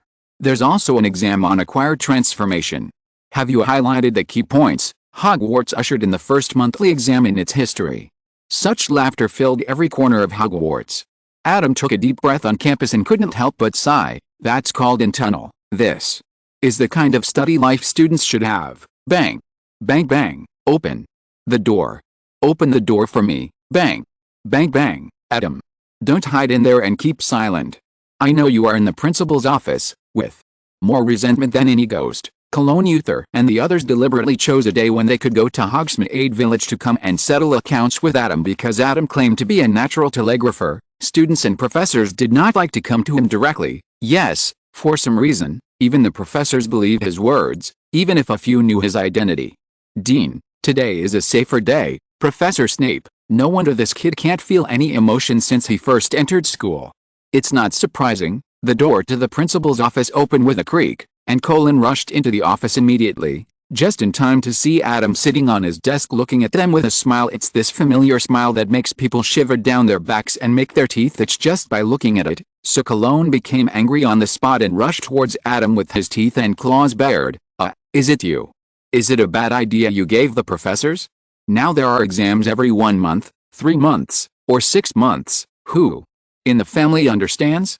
Originally, the exam was taken once a year, but now it's doubled. Ahem, that's what you think. Standing up to avoid Colin's pounce, Adam reasoned with him. Originally, before the exam, professors would assign a large amount of homework to force you to review the previous content, but now that there are exams, there won't be so much homework, right? However, there are only written exams in normal times, And each subject is just a piece of paper. How can this amount be compared with a review homework for the final exam? You are not incapable of taking exams, so you are making a profit. Cologne stopped and calculated. It seems to make sense, but if this continues, sooner or later everyone will change from studying hard to reviewing urgently before the exam, forgetting everything before the exam, and at the end of the semester, the teacher will still force us to review with a large amount of homework. Bernard exposed the hidden content behind Adam's rhetoric. Cologne, wrong, it's not us, it's you. Ahem, it's them. Adam shrugged. Even if someone found that cramming can cope with the usual exams, didn't they cram before? It's always good to cram more. As for the professors updating the version and resuming the review assignments, it's unknown how long it will take. You will graduate in 2 years and may not catch up. Cologne nodded thoughtfully. Bernard ruthlessly exposed. Anyway, you will definitely not catch up, right? That's right. I'm graduating this year. What am I afraid of? Adam blurted out his true feelings. Cologne, you devil. Die. In the end, Adam had to use 2 barbecues to calm down his vicious roommates. Chapter 223 Ambition of Advanced Education.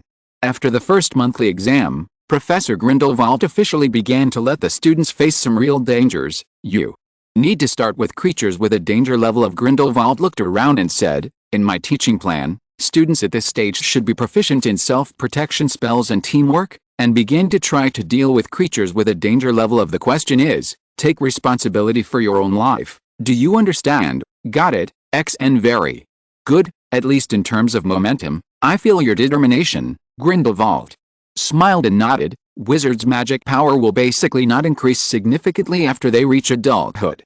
Therefore, at your current age, the only difference between you and the Aurors in the Ministry of Magic is rich combat experience, which I will discuss next. I will teach you in time. Harry's eyes lit up. Professor Grindelwald, can we be as strong as Aurors? His grades in the potions class last semester were so low that he was directly ineligible to participate in the advanced study of the potions class, and there was no hope for an Auror, so Grindelwald's current words undoubtedly opened a new door for him. Of course, Mr. Potter, as long as you take your lessons seriously, Aurors are not as powerful as you think, especially Aurors in peacetime. Grindelwald nodded towards Harry, and the relaxed expression on his face gave Harry great confidence. Then Grindelwald waved his wand, and a pile of parchment flew out of the card next to him. This is the map of the Forbidden Forest. Your task for this class is for each of you to bring back a fire ash snake egg from the 3rd area. You have the whole afternoon. Let's go. I have a problem, Professor Grindelwald. Hermione raised her hands high. What's the matter, Miss Granger? Are we just going to set off like this? I mean, some precautions, groupings, etc., and only the 1st, 2nd, and 3rd areas are marked on the map, and nothing else. Miss Granger, you seem to have forgotten the meaning of this lesson. When danger befalls you, you will not follow what the book says. This is just the first lesson. The difficulty is very simple. You can form a team or go alone if you want. Just use all your means to do it. Grindelwald glanced at the students who also didn't know what to do. There is only one thing to note. There are no restrictions in the 3rd area. You may encounter any magical animals with a danger level of XXX and below. Shouldn't I review the relevant knowledge for you? Speaking of this, Grindelwald raised his eyebrows. Oh, by the way, it seems that I did miss one thing and didn't tell you. Your principal has taken protective measures in the Forbidden Forest. You will not suffer real death in the Forbidden Forest. When your life is in danger, there will be house elves to bring you out, Grindelwald added. But on the other hand, every time you are taken out by a house elf, your final grade will be lowered by 1 level. If you are taken out 4 times, you can prepare to retake it, because the upper limit of your final score is D. Dreadful failed and needs to be retaken. The students, led by Hermione, took a deep breath. By the way, this protection measure is only to ensure your personal safety, not to allow you to do whatever you want, and absolutely do not enter areas that are not marked on the map I gave you. If you were taken out by the house elves for stupid reasons such as entering other areas, in addition to deducting points, your principal and I will have to talk to your parents about your lack of attention to your own safety. The students headed by Ron took a deep breath. Grindelwald glanced around and nodded. I've said all I have to say. Let's go. The classmates looked at each other for a while. Harry, what should we do? Hermione looked at Harry. Although she has rich theoretical knowledge, she really doesn't have much confidence in practical combat, but Harry has a lot of practical experience. He even fought against a mysterious man. Harry was also a little at a loss. The biggest scenes he had experienced before were probably the battle in the Department of Mysteries and the resurrection of Voldemort. Both times he fought against wizards, and he never fought. His best magic is the disarming spell, but this spell obviously won't be very effective on magical animals at this moment. Other students had begun to enter the Forbidden Forest in 2s and 3s. Although they didn't know what to do yet, they would go in first anyway. He saw a familiar figure among them, Neville. Harry was a little surprised. Neville seemed to have formed a team with Seamus and Dean, and it seemed that Neville was the leader. Is that still the Neville he is familiar with? What's wrong, Ron? And Hermione looked over and saw nothing special. It's nothing. Let's set off first and talk about it if we encounter any problems. Good, unfamiliar, childish, disorganized. A floor-to-ceiling mirror faithfully displayed the scene in the Forbidden Forest on the mirror, and Grindelwald frowned as he looked at it, watching a group of young wizards who broke into the Hippogriff's territory being chased out. Grindelwald took a deep breath and snapped his fingers to move the screen to another area. It's so eye-catching. This is exactly why I asked you to teach them. Adam smiled slightly, but he didn't think it was too unacceptable. Wizards in peacetime are like this. Even Aurors can't all master the shield charm. What do you expect these students to be capable of? You don't need to teach each student so carefully. Just arrange the path and let them walk according to their abilities. After all, it's just basic education. Grindelwald nodded. Adam's positioning of Hogwarts can be roughly equivalent to elementary school to high school.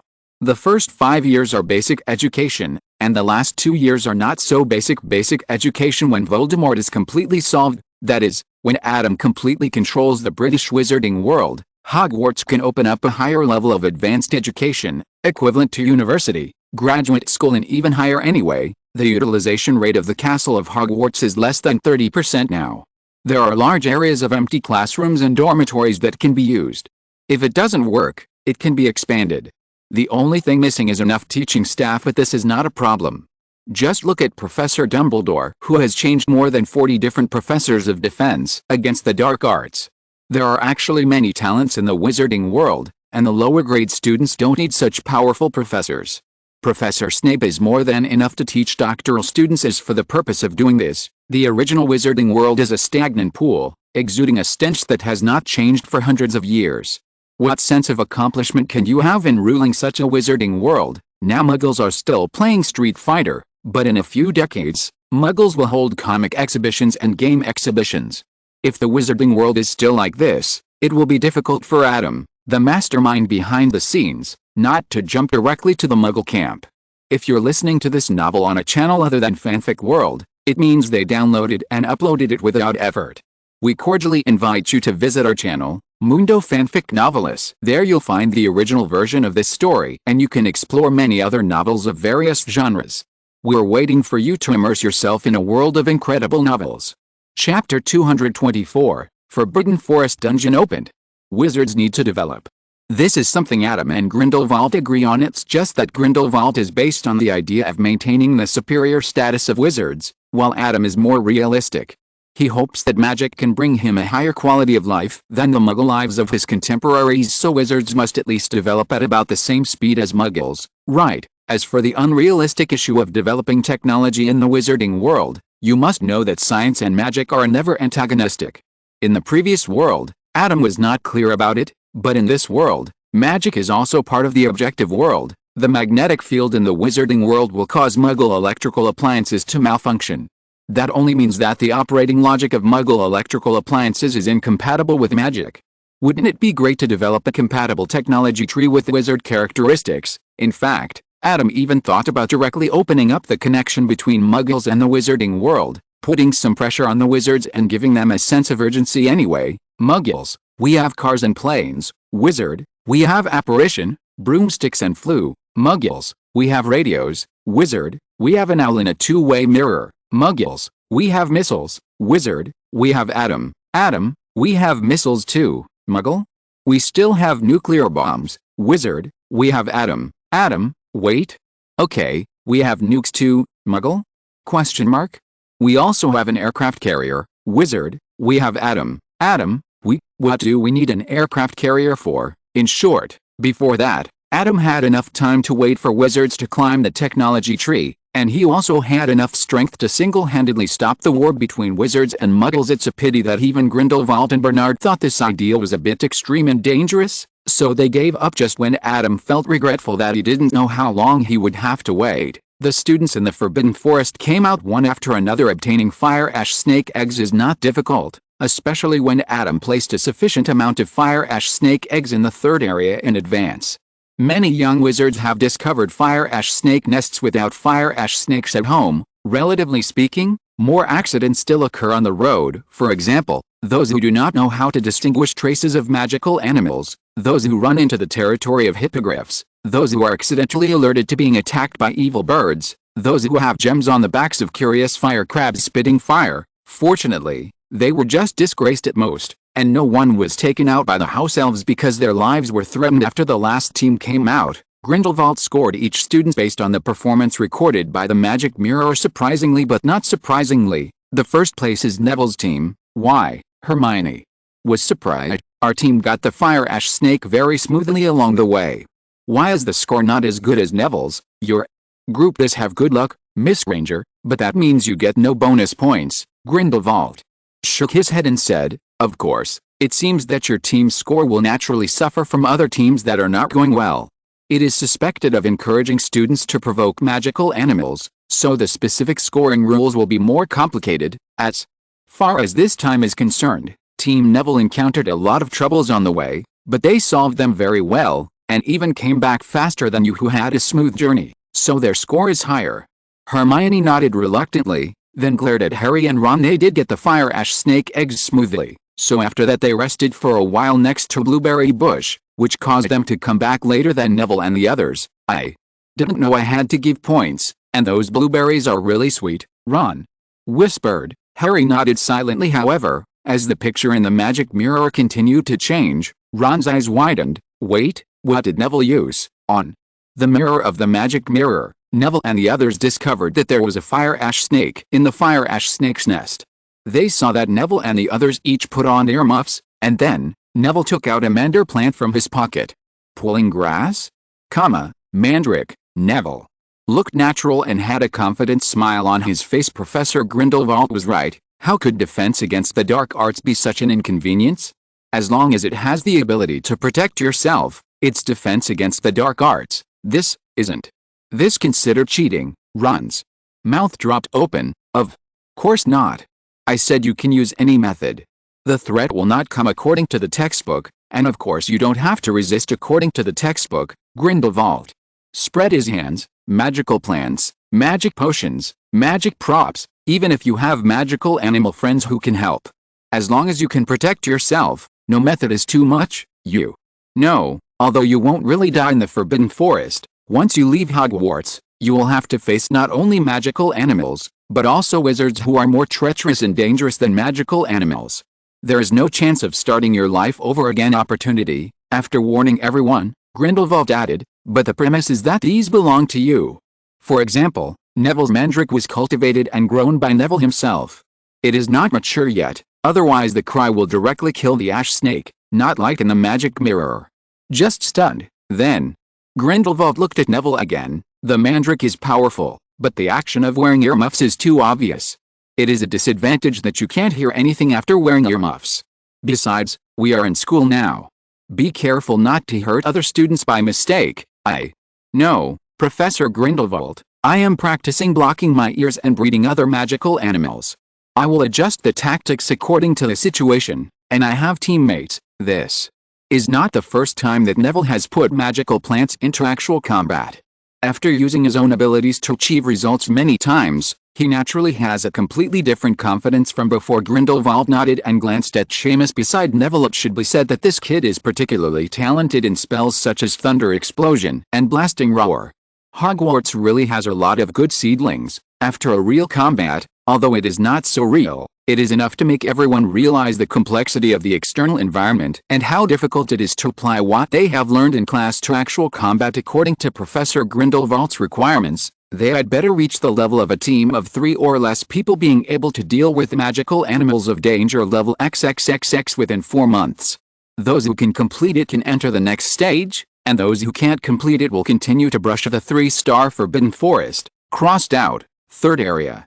The students were all in high spirits in addition to the tasks assigned by Professor Grindelwald. Other professors also began to encourage everyone to go to the Forbidden Forest more. For example, some after-class exercises and transfiguration and charms classes will require everyone to find specific targets in the Forbidden Forest for practice. Even some materials used in potions classes require students to collect them in the Forbidden Forest themselves, of course.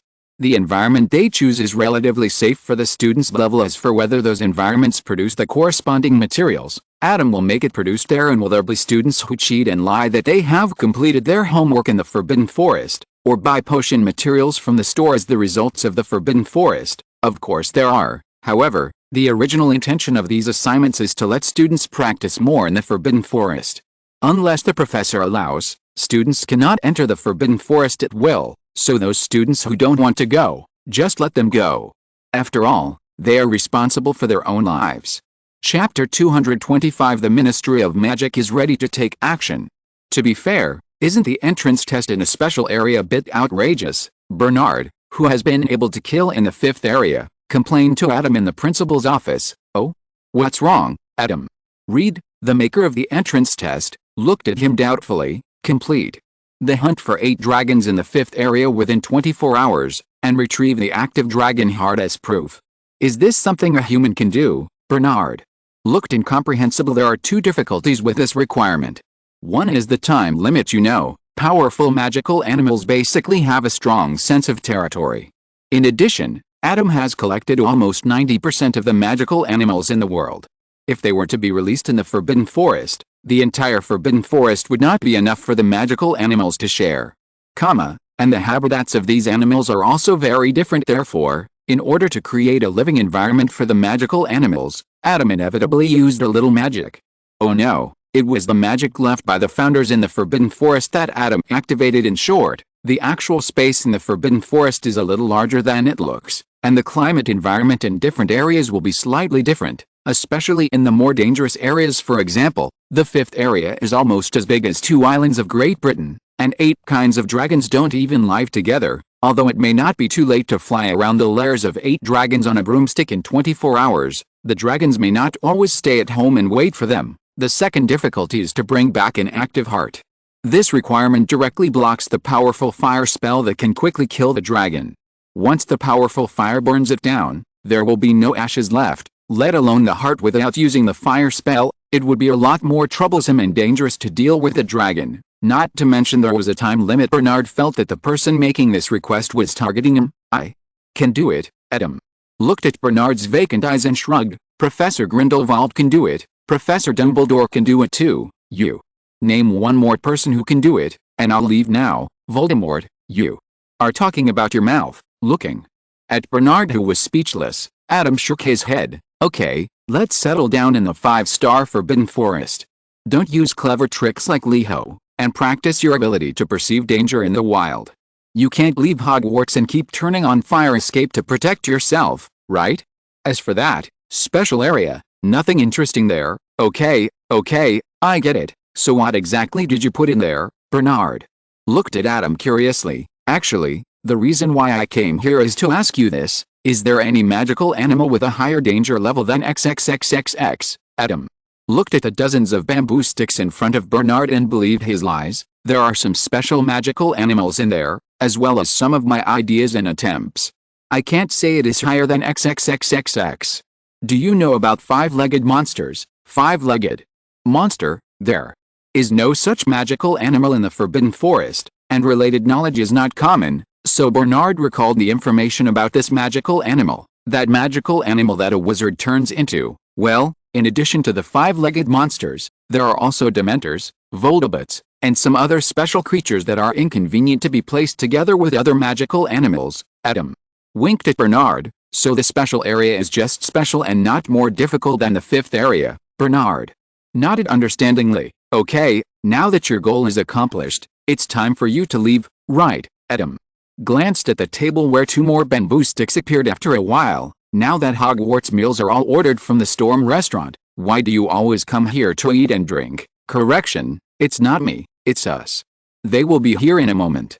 I came early so I can eat something first. Bernard shrugged his shoulders, and as soon as he finished speaking, the door to the principal's office was opened. Wow, you can smell the aroma of barbecue right outside the door over there. Colin was the first to run out of the door, snatched the palm treasure from Bernard's hand and took a bite. That's your illusion.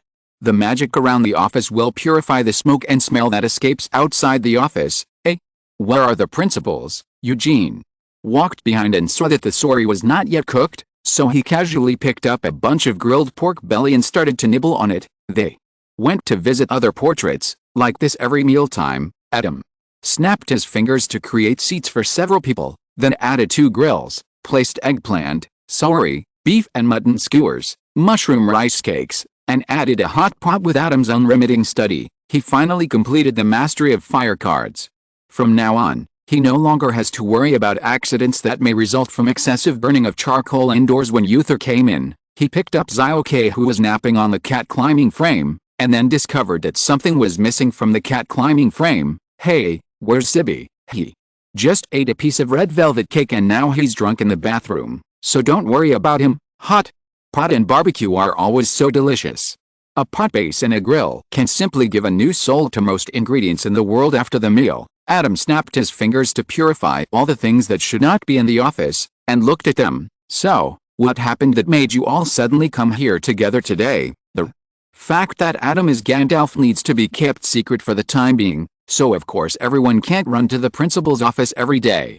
They usually gather in the dormitory or the Storm restaurant. Several people looked at each other, and finally Bernard took out a copy of the Daily Prophet from his arms. We don't think that's a good sign. Adam raised his eyebrows, took the Daily Prophet and read it, and finally his eyes fell on a report in a not-so-conspicuous position. The report itself does not have any big problems. It is just a complaint made by an ordinary wizard in an interview, such as the previous inaction of the Ministry of Magic led by Fudge, such as the current rampant Death Eaters, such as, why not let Harry Potter cooperate with the Ministry of Magic to find out and defeat that guy? Just like he did more than 10 years ago? Adam couldn't help but curl up his lips, and turn the Daily Prophet back to the front. I remember it was written on the front page that the Ministry of Magic had arrested a certain thief. An orator from the Ministry of Magic claimed that he would consider the voices of the people. Adam looked again. He remembered correctly. The Ministry of Magic is tentatively reaching out to Hogwarts. This time they will not succeed because Hogwarts is neutral and will not let students get involved in these disputes, Bernard said. But after that, the Ministry of Magic will suffer several failures, and the operation that has been going smoothly will gradually start to suffer setbacks, and it will need some help from Hogwarts. End of this chapter. Thank you very much for reaching the end. Don't forget to like. Looking for more exclusive content and immediate access? Subscribe to our Patreon. Remember, every like, subscription, or donation encourages us to continue. Thanks to everyone. See you in the next video.